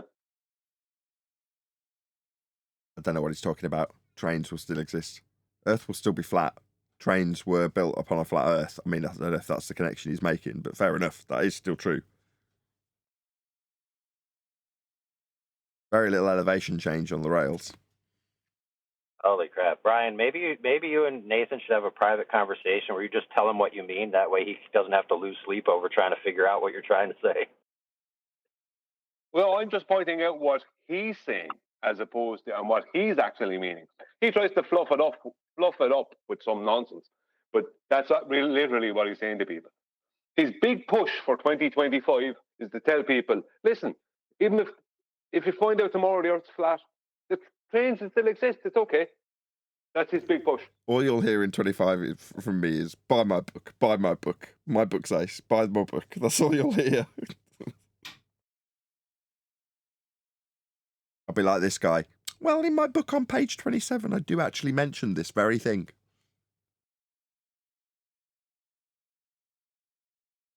So what you're trying to say is stock up on toilet paper now because there's going to be chaos in the streets? Nothing will change. It's Agenda 2025. I've got a taker for a signed copy already. I was walking around from the shop to the surgery. Yeah, yesterday. I went to tell you last night. And this I just heard someone shout, "The other meeting!" Like that, right? This young kid, like 17 odd, comes up to me and goes, "Oh, what's you on Nathan Oakley?" Like that. So I had a little chat with him and told him about the book. And he said, "Oh, that'll be brilliant." I said, "I'll make sure I get you a signed copy." So, That is nice, Adam. really cool. Very. Oh, Right, Signed copies are 92, 95. Huh? You reach celebrity status, huh, Adam? It freaked me out, Chock, because like he went, because he didn't shout Adam, it was like, "The Adam meeting." I think it was. That was weird. He even got the name right. I wonder when that's going to happen to me. What, Agenda when someone shouts 2025. Flatsy at you? Surely. Flatsy! Woo! Yeah, Agenda 2025. That's surely going to happen. Absolutely. I'm going to round out on that note. So a huge, massive, enormous thank you to both Discord and G Plus panels for making today's after show possible. And of course, a massive thank you to all of you for liking, commenting, sharing, subscribing, joining as a Nathan Oakley 1980 channel member, and all that good stuff. I've been Nathan Oakley, and I will see you all in the next video.